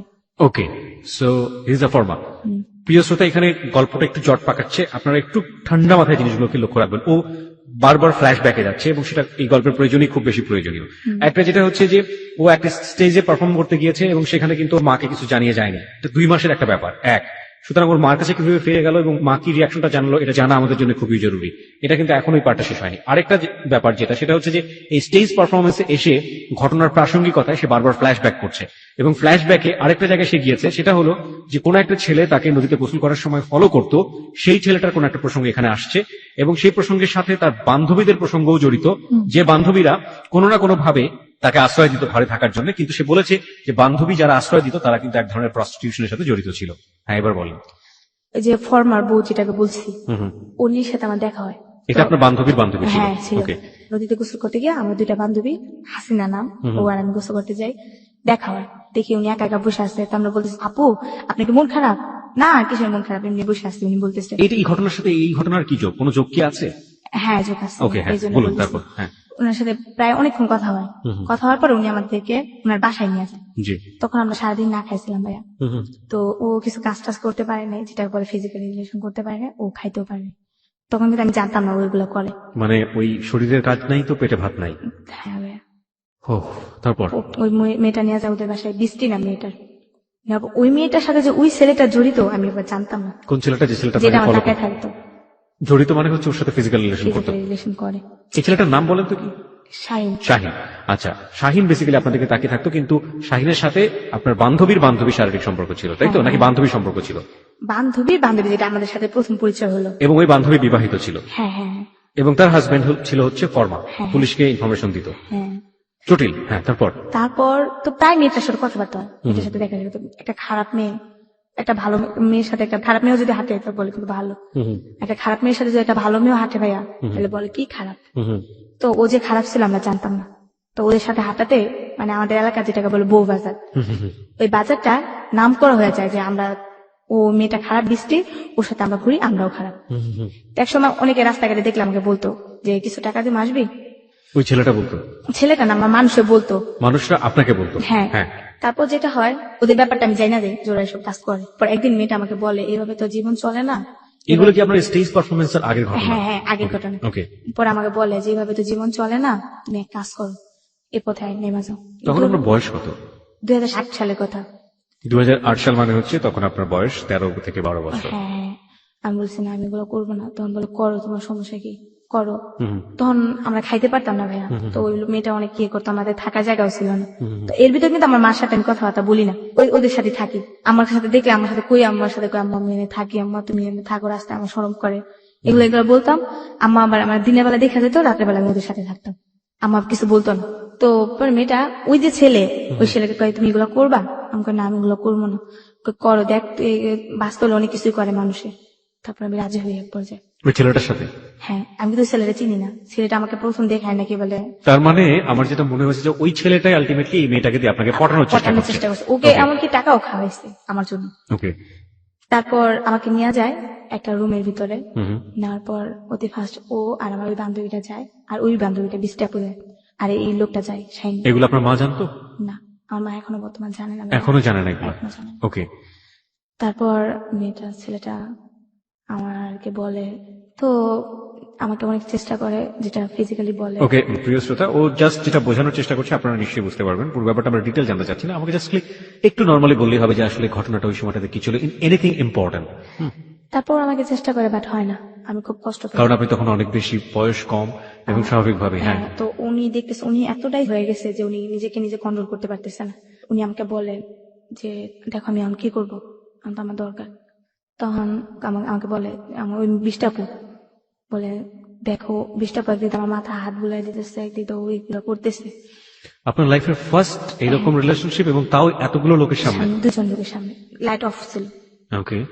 তারপর আমি বলি যে আমি পারবো না, আমি পারবো না। আপনাকে টাকা দেওয়ার কথা বলেছে, কনভিন্স করেছে? কি পরিমাণ টাকার কথা বলেছে আপনাকে? টাকার পরিমাণ বলছে যে আমাকে প্রায় 1000 টাকা দিবে। আপনি 1000 টাকা তো তখন জানেন বিশাল টাকা আপনার কাছে। বিশাল টাকা, হ্যাঁ। আর আমাকে থাকা জায়গা, ওই যে বিষ্টাপু থাকার জায়গা দিবে, ওদের সাথে থাকতে পারবো, খাইতে পারবো 2 বেলা। আমার চিন্তা ছিল আমি রাস্তায় থাকবো না।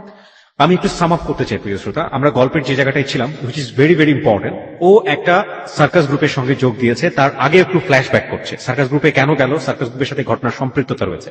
সার্কাস গ্রুপে গিয়ে ও যে ঘটনাটা বর্ণনা করেছে, সেই ঘটনা এমন একটি জায়গায় দাঁড়িয়ে আছে যে কোনো একটা সন্ধ্যায় সার্কাস গ্রুপটি এক ধরনের বিশেষ মোল্লাদের দ্বারা আক্রান্ত হয়েছে, এবং সেই জায়গাটা থেকে সে ফ্ল্যাশব্যাকে তার অতীতে ফিরে এসছে। অতীতের জীবনে সে কিছু বান্ধবীর কথা বলছে, যে বান্ধবীর সাথে মিশে কোনো না কোনো ভাবে সে শারীরিক সম্পর্কের জীবন বেছে নিচ্ছে, এই কারণে যে সে আলটিমেটলি খেতে পারবে এবং তাদের সাথে সে থাকতে পারবে, ঘুমোতে পারবে। কারণ তার মার সাথে যদি তাকে থাকতে হয় তাহলে বাইরে থাকতে হবে, কারণ সে এখন একটু বড় হয়ে গেছে এবং সে চায় না বাইরে থাকতে। এখানে খুবই গুরুত্বপূর্ণ বিষয় যেটা, যে এই প্রস্টিটিউশন লাইফটাতে যাবার আগে তাকে খুব ভালো করে একজন ফলো করতো, যে ছেলেটি আলটিমেটলি তার যে বান্ধবী ছিল সেই বান্ধবীদেরকে দিয়ে কোনো না কোনো ভাবে মনিকে রাজি করিয়েছে। প্রথম যে রাতের বর্ণনা সে দিচ্ছে, সে রাতের বর্ণনাটুকু খুবই ভয়াবহ। আমরা ডিটেল জানতে চাইবো না, আপনি শুধুমাত্র ফ্লেভারটুকু বললেই হবে যে আসলে কি ছিল। হ্যাঁ, তারপর ও আমাকে যেটা হয় হইতে পারে না, তো আমি বলি যে ভাই আমি পারবো না, আমি খুব কষ্ট পাইতেছিলাম। অনেক দেখতে কি মানে বয়স হচ্ছিল? না ভাইয়া, বয়স বেশি না, 28 বছর। 28 বছর, আর আপনি তখন 12 বছর। হ্যাঁ, তখন আবার ওর মানি ব্যাগে বাইরে থেকে আসছে প্রায় 10-20 হাজার টাকা ছিল। বাইরে থেকে আসছে মানে দেশের বাইরে থেকে আসছে? দুবাই থেকে আসছে।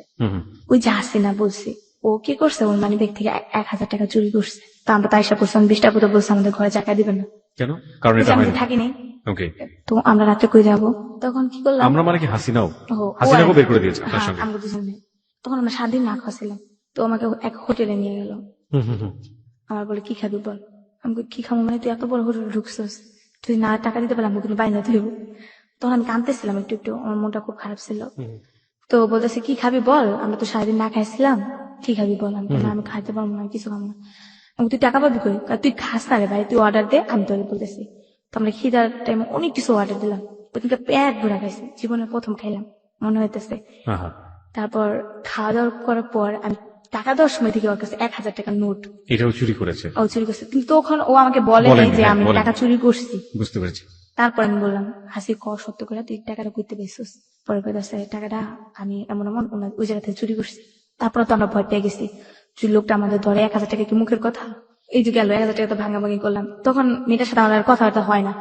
তাই একদিন গোসল করতে গেলে মেয়েটার সাথে আবার দেখা হয়। কোন মেয়েটা এটা? ওই যে বৃষ্টি, যার পাশে আপনার থাকার কথা ছিল। হ্যাঁ, ওর সাথে দেখার পরে ও আমাকে বলে ঠিক আছে যাওয়া রয়েছে, কিছু করো না। তো এর ভিতরে নতুন গোসল করতে সময় একটা কোন জায়গায় গোসল করতেন আপনি? এটা তুরাগ নদী। তুরাগ নদীতে গোসল করতেন? হ্যাঁ। ওকে, হ্যাঁ, তারপর? তুরাগ নদীতে গোসল করতে সময় একটা ছেলে, সোহেল নাম, সেটা ভ্যান গাড়ি চালায়। তো উনি মাছ ধরতো, ওনাকে দেখতাম আমরা, জাল বাইতো, ওনার সাথে সাথে আমরা চাইতাম। আবারও আপনাকে বলি যে আপনি যে ঘটনার এখানে বিশাল বর্ণনা দিচ্ছেন, সেটার সাথে কি আপনার রংপুরের স্টেজ পারফরমেন্সের বর্ণনা আছে? হ্যাঁ আছে। ওকে, ফাইন, চলুন তারপর। তো ওনারা দেখি গোসল করে। তো একদিন আমরা বিকালে গোসল করে ভাবতেছি, রোদে আমার আবার কাপড় চোপড় ছিল না, আমরা রোদে কাপড় শুকাইতাম। তো রোদে বসে বসে ভাবতেছি কি করবো, আজকে কই থাকবো রাত্রে, কই থাকবো। তো ও কইতাছে দেখ আজকে রাত্রে কাজ করতে হবে, বাইরে থাকতে হবে। তো এরকম করতেছি, তো ওই যে সোহেল বললাম, ও জিনিসটা দেখার পর ও আমাকে বলে কি করো তোমরা?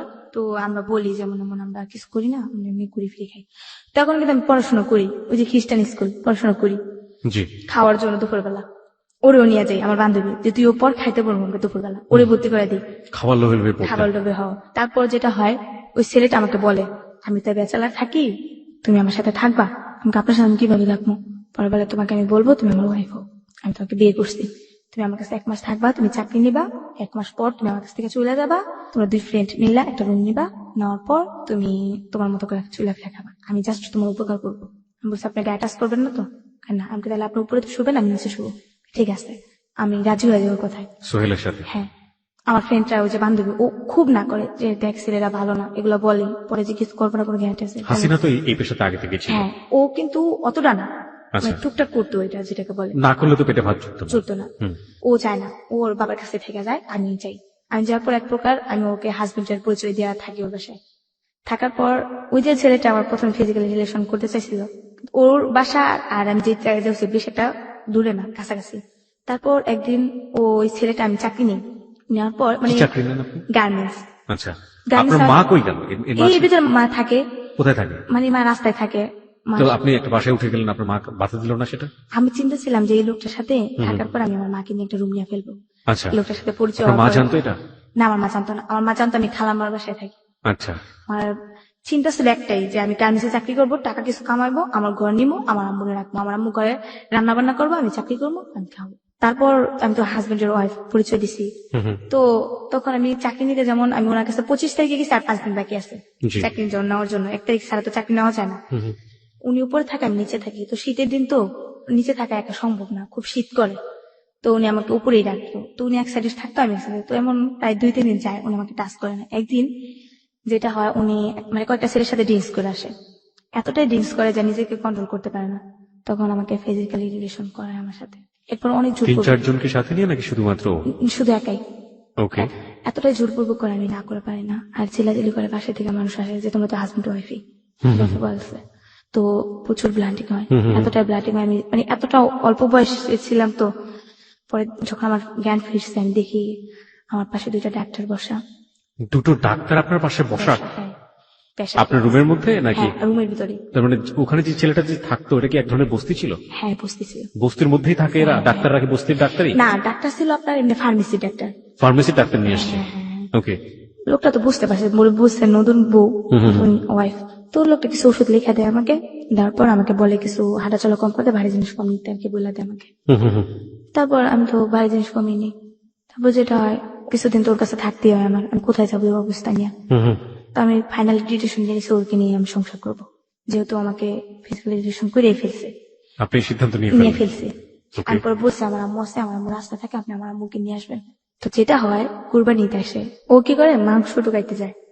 কুরবানিতে তো আমি সারাদিন আমার বান্ধবী 2টাকে নিয়ে আসি, আমার বাসায় খাওয়াবো ওদের, ওরা তো আমাকে অনেক উপকার করছে। ও মা, কতক্ষণ পরে শুনি যে ও নাকি বলে মাংস ঢুকাইতে গেছে। এটা শুনে আমার না খুব শরম লাগে যে আমার হাজবেন্ডই বললো, এক হিসাবে বিয়ে হয়নি, কিন্তু আমরা সিদ্ধান্ত নিয়েছি বিয়ে করবো। ওকে।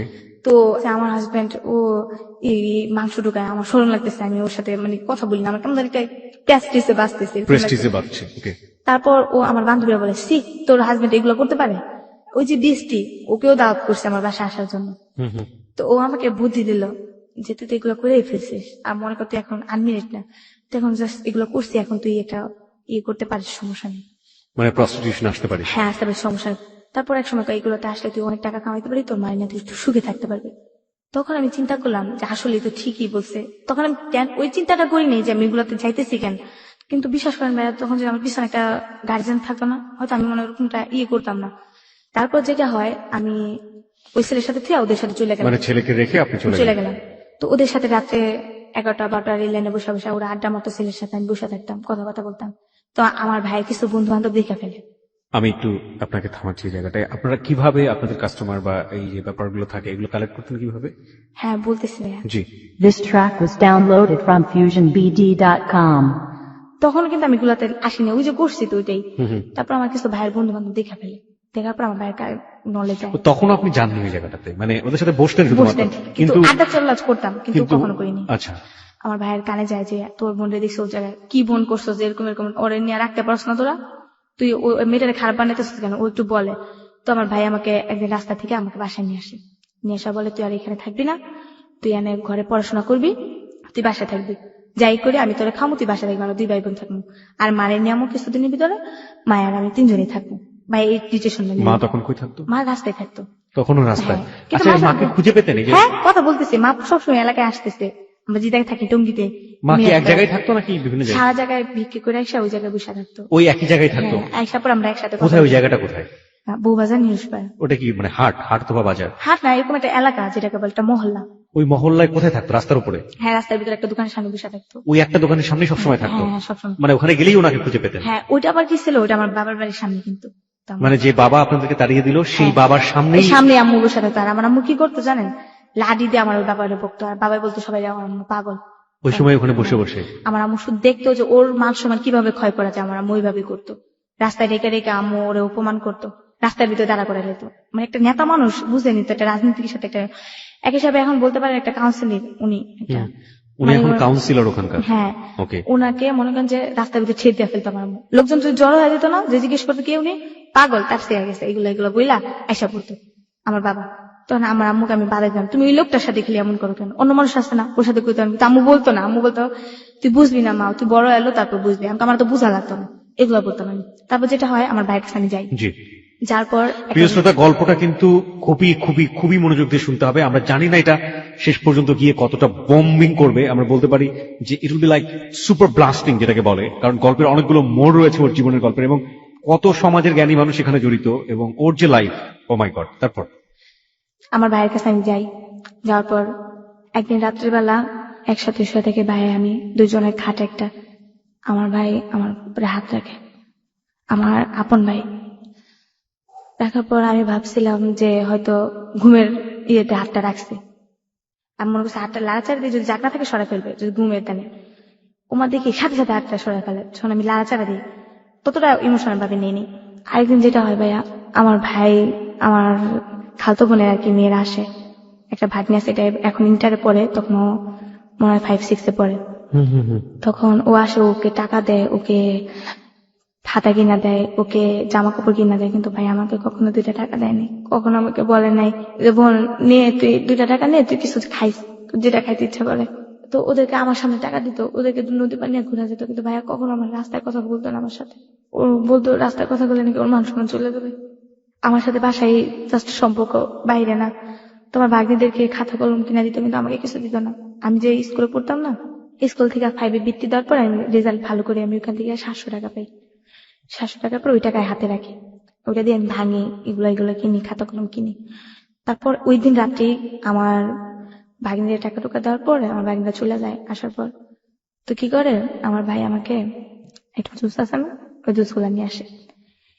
জুসগুলা নিয়ে আসার পরে জুসের ভিতরে আমি দেখি যে কতগুলা ঘুমের ট্যাবলেট, যেটাকে বলে সাদা সাদা কি কি জানি ঢুকাই ওটার ভিতরে, ঝাক্কায় কতক্ষণ।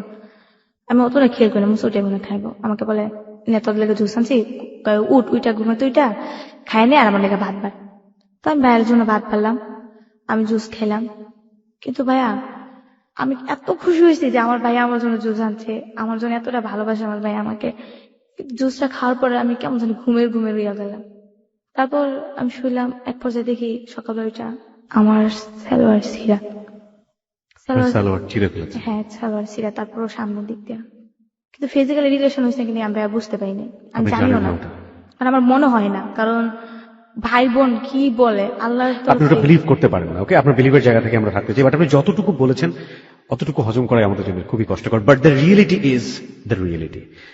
সত্যটা চরম সত্য, জঘন্য সত্য, মর্মাহত সত্য, বিধ্বস্ত সত্য, আপনি যাই বলেন না কেন সেটা সত্য। The reality is reality. কোনো বোন তার ভাইয়ের বিরুদ্ধে কখনোই কোনোদিনও গীবত করবে না, বা আমরা বলতে পারি না কখনো এই ধরনের অ্যাকিউজমেন্ট নিয়ে আসবে না যেটা তার ভাই করেনি। প্রশ্নই ওঠে না এতক্ষণ পর্যন্ত তার ভাইয়ের কাছে যাওয়ার জন্য, তার ভাইয়ের একটু ভালোবাসা পাওয়ার জন্য তার যে আকুতি, সেটা কিন্তু এই এতক্ষণ পর্যন্ত পুরো গল্প জুড়ে উঠে এসছে। কিন্তু এই পার্টটা, this is really really really really hated part of today's Halloween 920। ওকে, তারপর যেটা হয় ভাইয়া, এগুলা দেখা আমি তারপর মনে করছি হয়তো ঘুমের দেয় না, তারপর আমি ইমোশনাল ভাবে নিয়ে নিই, মনে করছি ঘুমের দেয় শিখতে পারে, কারণ আমার তো একটা কাপড় চোপড় বছরের পর বছর সিধা দিতে পারে, কাপড় পিছিয়ে দিতে পারে। তো একদিনকা ভাইয়া চলে যায়, আমি দরজা জানলাম অফ করে, মানে জানলাটা ছিল যেমন শিক নেই, একজন ঢুকা যায় জানলাতে, তো কাঠের দরজা ছিল, তুই দরজা আমি সিটকাই মেরা, আর জানলাটা রশি দিয়ে বাঁধানো ছিল, সেটা মানে বাইরে থেকে ঢুকার কোনো পরিস্থিতি নেই। তো ওখানে আটকে আমি শুয়ে গেছি। তো অর্ধেক রাত্রে আমি ঘুমের থেকে কেমন যেন সজাগ করে দেখি আমার ভাই আমার উপরে, মানে আমার উপরে। তো ভাইয়া তখন আমি কোথায় ছিলাম, আমার পক্ষে যে এটা এতটা গুরুত্বভাবে নিমু আমি কিভাবে বলবো ভাই, আমার এতটা কষ্ট লাগছে যে শেষ পর্যন্ত ভাই আমার কাছে এরকম করতে পারলো, এটা মানে কিরকম একটা কষ্টের ভিতরে চলে গেছিলাম আমি। তারপর যেটা হয়, আমি এক ধরনের এরকম করি, তারপর ভাইয়া আস্তে নেমে যায়। তারপর আমিও ভাইয়ারে কিছু বলি না, ভাইয়া আমাকে কিছু বলে না। মানে এত বেশি লজ্জা পান আপনি যে আপনি ওই সময় রিয়াক্ট করাটারও ভাইয়া আমি এতটা কান্না করছি, আমার মনে হয় আমার বালিশের যতগুলো তোলা ছিল সবগুলো মনে ভাইয়া চিপড়াইলে মনে পানি পড়তো ভাইয়া। এতটা কান্না করছি যে আল্লাহ কি আমার কপালে এগুলাই রাখছে, ভিক্ষা করছি, খাইছি, বাপের তো আদর পাইনি, জন্মের পর থেকে তো বাপ দেখি নেই, ভাই মনে করছি সবকিছু, মানুষের বাইরে দেখে কত আদর করে, কত জায়গায় কত কিছু কিনে নিয়ে যায়, কত কিছু বোনের জন্য কত কিছু ইয়ে নিয়ে যায়, বোনের জন্য যাইতে সময় দোকান থেকে টাকা দেওয়া যায় যে তুমি কিছু খায়ও, এ করো এ করো, কিন্তু আমার ভাই ওরকম ছিল না। আমার ভাই কোনোদিন আমার একটা টাকা হাতে দেয় নাই যে বলি তুই এটা কিনা খাইস, তো খাইতে মন চাই কিছু, আমার মারে কিছু ভালো করে আদর করে না, আম্মু তুমি কিছু খাইবা, কিচ্ছু বলে না, মানে আমাকে দেখতেই পারতো না। তো আমি চিন্তা করছিলাম কখন সকালটা হবে, কখন সকালটা হবে, সকালটা হয়েছে আমি না করে বললে আমি বাইরে থেকে আইসা পড়ছি। আসার পর ওই যে আমার ফ্রেন্ড বান্ধবী, ওদের সাথে আসলাম। আসার পর সারাদিন ওদের সাথে ঘুরলাম। ওই যে আপনার প্রথম যেটা আমাকে শাইন ফিজিক্যালি রিলেশন করতে চাইলো, ও আমাকে নাম্বার দিছে, তো ওর নাম্বার আমি একটা ফোন করলাম। তখন আমার খুব টাকার প্রয়োজন ছিল, থাকার জায়গা ছিল না, তো ও আমাকে বললো অমুক জায়গায় আসো, আমি তোমাকে নিয়ে যাবো এক বাসায়। এগুলো কি আপনার সব নাচে যাওয়ার আগের ঘটনা? আগের ঘটনা বা এগুলো বলতে আমার মনে নেই আর কি। আচ্ছা ঠিক আছে, সমস্যা নেই। প্রিয় শ্রোতা, আপনাদেরকে আবারও কিন্তু মনে করে দিচ্ছি আমি যে ওর কিন্তু নাচে চলে গিয়েছে, সেই পার্টটা কিন্তু প্রথমে বলেছে, কিন্তু তারপরে কিন্তু ফ্ল্যাশব্যাকের মেমোরি হচ্ছে এগুলো। আপনারা নিশ্চয়ই জানেন যে নাচে চলে যাওয়ার পার্টটা, যে 2 মাসের পার্ট, সেটা একেবারেই ওর নিজের মনের, এবং ও ওর মাকে পর্যন্ত জানিয়ে যায়নি। সেই মোমেন্টটা থেকে ও কিন্তু ফ্ল্যাশব্যাকে এসে ওর জীবনের এই গল্পগুলো বলছে। আপনাদের সবাইকে একটু খেয়াল রাখার জন্য বারবারই মনে করে দিচ্ছি। হ্যাঁ, তারপর ওই যে শাইন, ও আমাকে নিয়ে যায় শীতের দিন 2009 শেষ দিকটা এক চাচির বাসায় নিয়ে যায়। নিয়ে যাওয়ার পর ওই দিনকে উনি আমাকে ফিজিশিয়ান রিলেশন করে। সকালবেলা ও আমাকে 500 টাকা দেয়। 500 টাকা দিয়ে আমি একটা বস্তিতে একটা রুম নিই। নিয়ে 300 টাকা অ্যাডভান্স দিই, 200 টাকা দেওয়া 6-7টা সালা কিনি ওগুলো বিছায় থাকার জন্য। কিছু বালিশ টালিশ কিনি, এগুলো খাওয়া দাওয়ার ব্যবস্থা কিন্তু করিনি, থাকার ব্যবস্থা আগে করছি। আমরা 2 বান্ধবী মিলে করি। তারপর আমি একটা কি, আমি খারাপ ছিলাম, বাইরে ছিলাম, কিন্তু আমি যে জায়গাটা থাকি ওই জায়গাটা সেফ ভাবে থাকি, যাতে আমাকে কেউ বুঝতে না পারে আমি খারাপ। তারপর যেটা হয়, আমি মাথায় কাপড় টাপড় দিয়ে চলি, কিন্তু ও মাথায় কাপড় দেয় না, ও একটু খারাপ ভাবে চলে। তো ওকে বাড়িওয়ালা বলে ওকে নিয়ে থাকলে তোমাকে থাকা হবে না, তুমি রুম ছাড়া দিবা। আমি বলছি ওর কারণে আমি কোথায় থাকবো, আমি ওকে বলি তুই একটা ব্যবস্থা করে নি। তো ওর সাথে আমার প্রায় ঝগড়া লাগতো এই মেয়েটার সাথে। তো ও চলে যায়, যার পর আমি একাই থাকি। তারপর আমি আমার আম্মুকে নিয়ে আসি। আমার আম্মুকে নিয়ে ওই বস্তির ভিতরে থাকি। তো আম্মু কিছু টাকা দেয়। এর ভিতরে আবার ওই যে শাহিন, ওর সাথে আমি যাই, ও আমাকে কিছু টাকা দেয়। মাঝে মধ্যে যাই, ও আমাকে 1500 হেল্প করে। এর ভিতরে আমি একটা জব পেয়ে যাই, ওইখানে আমি কাজ করি, আমাকে 1500 টাকা স্যালারি ধরে। তো এর ভিতরে আমার আম্মুর এমন একটা অসুখ হয়, ওই যে বলছিলাম ফকিরখানে যে একটা ওষুধ পাতলা পায়খানা, ওইখানেও এরকম হয়ে যায়। ইমিডিয়েটলি আমার নিম্নে তো 1000 টাকা দরকার। আমি কিভাবে পাবো ওই মুহূর্তে 1000 টাকা, কই পাবো? আমি চাইছিলাম এইগুলো ছাইরা দেবো, ছাইরা আমি যে জব পাইছি এগুলোই করবো, কিন্তু ছাড়ার আমার কপালে সহ্য হইলো না। তারপর আমি আবার ওই ভাইটার ফোন দিলাম শাহিন, যে আমার কিছু টাকা দরকার, আপনি আমার কিছু হেল্প করবেন। তো উনি আমাকে বললো আসো আমার সাথে, যেটা হয় ওনার সাথে আবার রাত্রে থাকলাম। উনি আমাকে 1000 টাকা দিল, দেওয়ার পর আমার আম্মুকে স্যালাইন দেওয়াই। তারপর থেকে এই যে জুই ঝালমুড়ি খাইতে গিয়া ওই জবটা ছেড়ে দিই, খারাপ কাজে লিপ্ত হয়ে যায়। আম্মু আমার সাথে রাগারাগি করে, আম্মুর সাথে আমার ঝগড়াঝাটি হয়, আম্মু জায়গা চললে আবার আসে, এরকমই হয় আর কি। মানে এই যে কাজটা, আপনি এই কাজটা করছিলেন এবং এটা করতে গিয়ে আপনি যখন দেখলেন যে না, এটা থেকে আপনি বের হয়ে আসতে পারছেন না, সেই মুহূর্তে ঝালমুড়ি খাইতে গিয়ে জুইয়ের সাথে পরিচয় হলো এবং জুই বললো আপনাকে ডান্সে নিয়ে যাবে এবং ডান্স করাবে। তো আপনি কাজ চাচ্ছিলেন, তো আপনি ডান্সে চলে গেলেন, এবং তখনও আপনি আপনার মাকে ওই বস্তুতে রেখে এসেছেন এবং আপনার মা এটা জানে না, রাইট? এবং তারপরে গেলেন, যাওয়ার পরে আলটিমেটলি যে ঘটনাগুলো ঘটলো একের পর এক, এবং লাস্ট মোমেন্টে এসে কোন এক সন্ধ্যায় মোল্লাদের দ্বারা আক্রান্ত হলো আপনাদের ডান্স গ্রুপ, এবং ডান্স গ্রুপ আক্রান্ত হবার পর আপনারা গিয়ে এক প্রফেসরের বাসায় উঠলেন। ওই জায়গাটায় আপনি ছিলেন এবং সাথে ময়ূরী, যেটা আপনি ময়ূরীকে ময়ূরী ম্যাম বলছেন বা আপা বলছেন, আমাদের চিত্র জগতের ময়ূরী, যাকে এক নামে সবাই চিনবে, সেও ছিল আপনাদের ডান্স গ্রুপে। তো এই সময়কার গল্প আর কি, এবং আপনার দৃষ্টিকোণ থেকে ময়ূরী ওয়াজ সো গুড উইম্যান, ওই সময় খুব ভালো মানুষ ছিলেন উনি এবং আপনাদের সবাইকে হেল্প করছিলেন। হ্যাঁ, ওই জায়গা থেকে আপনি ফ্ল্যাশব্যাকে গিয়েছিলেন, একেবারে আগের গল্পগুলো বললেন। এখন আপনি আমাকে বলেন যে এই গল্পটার সাথে বা আগের যে গল্পগুলো বলেন, এই জায়গাটা থেকে আপনি কেন পেছনে ফিরে গেলেন? রিলেশনটা আসলে কোথায়? ওই যে শাহিন, শাহিনকে নিয়ে উদ্দেশ্যটা। আচ্ছা ঠিক আছে, তো শাহিন, এখন শাহিনকে আপনি এতক্ষণ ধরে পরিচয় করালেন, হুইজ শাহিন, এবার বলুন। তারপর যেটা হয়, ওই যে আমি তো প্রোগ্রামে আসতে বন্ধ হয়ে গেছে প্রোগ্রামটা, এখন তো সবাই যার যার মতো পলায় চলে যেতেছে, ঢাকায় এসে পড়তেছে। তো আমি পলায় আসবো কিভাবে? আমার কাছে টাকা নেই, কিভাবে আসবো? আমাকে টাকা দেয়ও নেই এর ভিতরে। তো একদিন কি করলাম, ওই যে শাহিন, ওর নাম্বারটা তো আমার মুখস্থ, ওর নাম্বারে আমি ফোন করলাম, ভাইয়া আমি এমন আমি তো একটা প্রোগ্রামে এসে এরকম এরকম আটকে গেছি, তো আমাকে কিছু হেল্প করবেন? তো আমার এই কথা শুই না, ও আমাকে বললো দেখো কোথাও ফোনে টাকায় নেয় কিনা। তারপর যেটা হয়, তো আমাকে 500 টাকা পাঠায়। তারপর ওইখান থেকে আমি কি করি, পলায় আসার জন্য রেডি হই। তারপর যেটা হয়, ওই যে আমি যে বস্তিতে থাকতাম ওই বস্তিতে আইসা পড়ি। তারপর আইসা দেখি আমার আম্মু নাই, আমি যাওয়ার পর দিনকে আম্মু চলে গেছে। তো এতদিনে তো ভাড়া জমে গেছে, প্রেশার দিতেছে যে ভাড়া দিতে হবে এন তেন। তো আমি বলছি আমাকে থাকতে দেন, কিছুদিন সময় দেন, আমি ভাড়া দেবো। তারপর ওই যে শাহিন, ও আমার জীবনের সবচেয়ে বলতে পারেন একটা শুভাকাঙ্ক্ষিকা, যে ও আমাকে অনেক হেল্প করছে। বাট এতটাই হেল্প করছে যে আমার মা বাবা, আমার আত্মীয় স্বজন, আমার ফ্যামিলি কেউ আমাকে এতটা হেল্প করে। নিজের ভাই তো অবশ্যই না, নিজের ভাই দূরের কথা, কেউ এরকম করেই নেই। তারপর যেটা হলো, কিছুদিন ও আমাকে হেল্প করলো, আমাকে কিছু টাকা পয়সা দিল। হেল্পের বিনিময়ে তো আপনার সাথে শারীরিক সম্পর্ক, রাইট? শারীরিক, হ্যাঁ হ্যাঁ। ওকে, আমি ঠিক জানি না এটাকে হেল্প বলে কিনা। ওকে, তারপর আমার কাছে বাট হেল্প, আপনার কাছে এটাই হেল্প মনে হচ্ছে? আমি ওর উপর করছি, বাট ওর হয়তো উপকার হয়েছে, কিন্তু আমারও এখান থেকে উপকার হয়েছে, যেটা আমি এত বিপদের সময় কি বা আমার কাছে ইউজ করতো বা কি আমাকে টাকাটা দিত। তারপর যেটা হয়, ও আমাকে কিছুটা হেল্প করে, আমার সব প্রবলেম সলভ করে। তারপর এর ভিতরে আমার একটা খালাতো বোন জর্ডান থাকে, উনি ওইখান থেকে বিয়ে করছে, ওইখান থেকেই ছেলে মেয়ে হয়েছে। ও বাংলাদেশে আসছে, বাংলাদেশে আপনার শ্রীপুর, ওইখানে ও বাড়ি করছে। উনি আবার সোয়েটারের কাজ জানে, তো আমাকে বললো এভাবে কতদিন ঘুরবা, তুমি আমার কাছে আইসা পড়ো, তুমি সোয়েটারের কাজ শিখবা। ওকে। তো ওর কাছে না চাই, এর ভিতরে আমি আমার মামার কাছে গেলাম। আমার মামা বললো তুমি চাকরি করবা, তুমি থাকবা খাইবা। মামার কাছে যাওয়ার পর মামা আমাকে নিয়ে গেল। আমি আমার ভাইয়া শুটকি ভর্তাটা খুব পছন্দ করি, তো মামি প্রতিদিন আমাকে বলে তুমি কি পছন্দ করো সবচেয়ে, শুটকি ভর্তা। তো যাক, শুটকি ভর্তা একদিন দুই দিন একটা জিনিস যতই পছন্দ হোক না কেন, বাট 2-3 দিনের ভিতরে কিন্তু একটা জিনিস খাওয়া যায় না।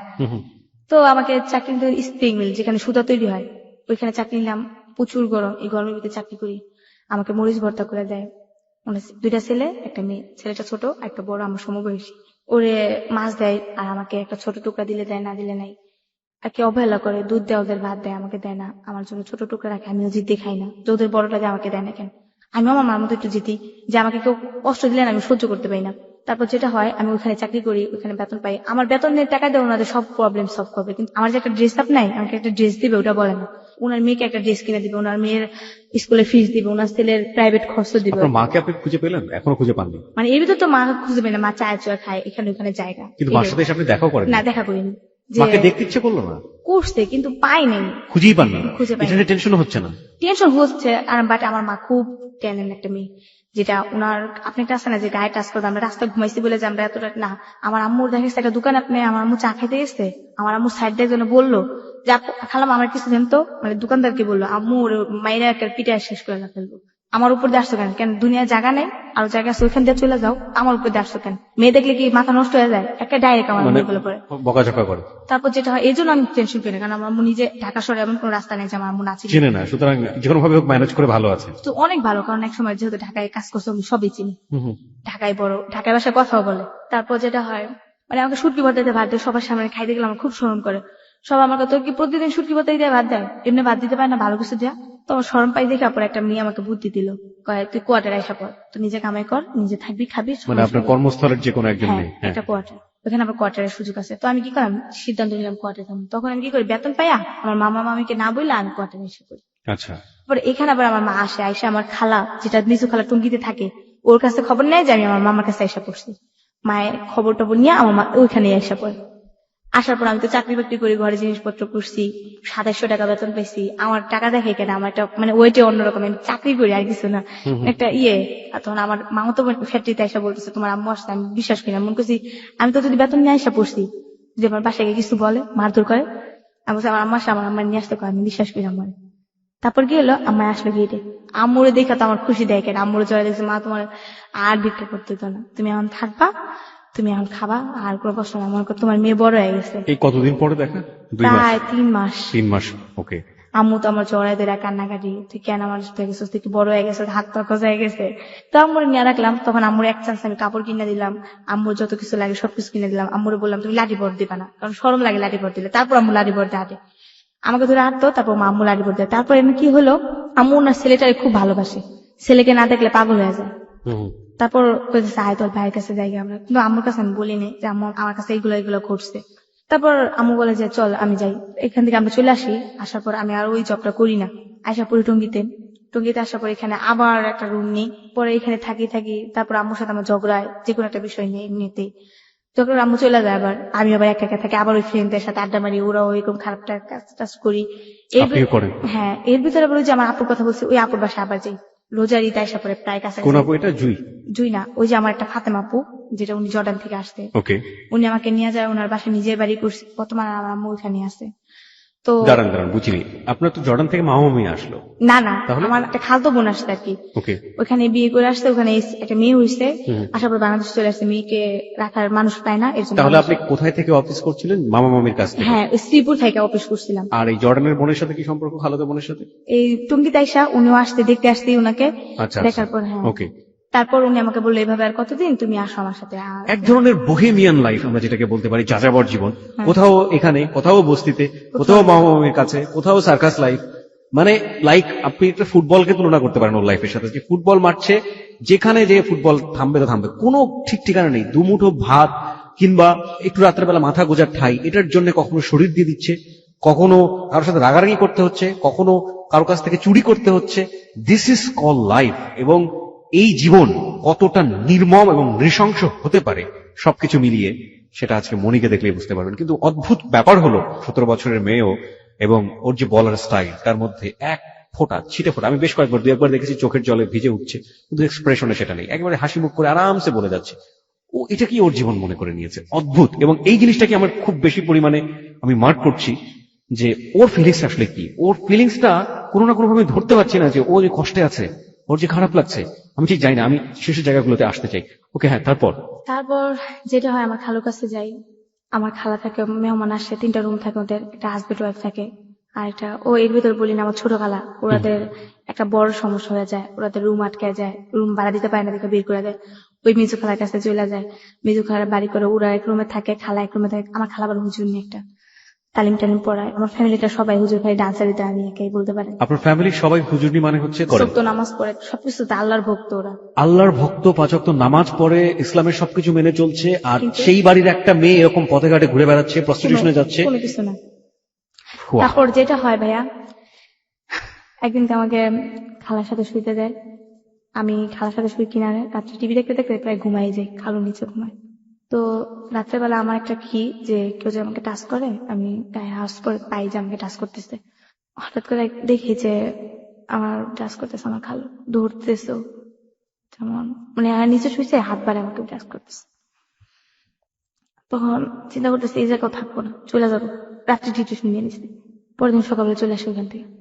চলে আসার পরে আর কারো বাসায় যাবো না, একটা মনে সাহস হলো, কারো বাসায় যাবো না, একা একা রুম নিবো, একা একা থাকবো, একটা নিজের নিজে একটা ডিসিশন নিলাম, কারো বাসায় যাবো না। প্রিয় শ্রোতা, একটা মেয়ের পিতৃ পরিচয় না থাকলে, একটা মেয়ের যদি কোনো ব্যাকআপ না থাকে, এমনিতেই আমরা শুনি যে এই ধরনের ফ্যামিলি ট্যাবু, যেটার পার্সেন্টেজ এত ভয়াবহ আপনি চিন্তাও করতে পারবেন না। এগুলো নিয়ে যারা কাজ করে বিভিন্ন এনজিও, সেই পরিসংখ্যানগুলো আমরা দেখেছি যে একটা মেয়ে পারিবারিকভাবে ছোট থেকে বড় হতে গিয়ে এ ধরনের কত রকমের টর্চারের, মানসিক টর্চারের শিকার হন, বিশেষ করে ফিজিক্যালি। সে বয়স্ক হোক কিংবা অপ্রাপ্ত বয়স্ক হোক, একেবারে নিজের ব্লাড রিলেশন থেকে শুরু করে কেউই সেখানে বাদ নেই এই তালিকায়। কিন্তু যখন দেখি যে পিতৃ পরিচয় নেই এবং এই মেয়েটাকে খুব সহজেই পাওয়া যায়, এই মেয়েটা কখনো সোচ্চার ভয়েস তার মুখ থেকে বের হবে না, খুব সুউচ্চ কণ্ঠে সে প্রতিবাদ করতে পারবে না, তখন কিসের খালু, কিসের আপন ভাই, কিসের বন্ধু, যে যেভাবে পারছে সেভাবে। ওকে, তারপর?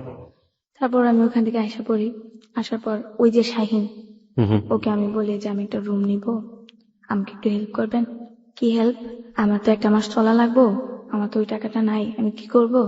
আপনি আমার একটা মাস জাস্ট হেল্প করবেন, আমি চাকরি নিব, তারপর আমি আপনার টাকা দিয়ে দেবো। তো ও আমাকে বলে, তো ভাই আমি যেটা ভুল করছি, আমি জানতাম না ও কিন্তু হিন্দু। হুম।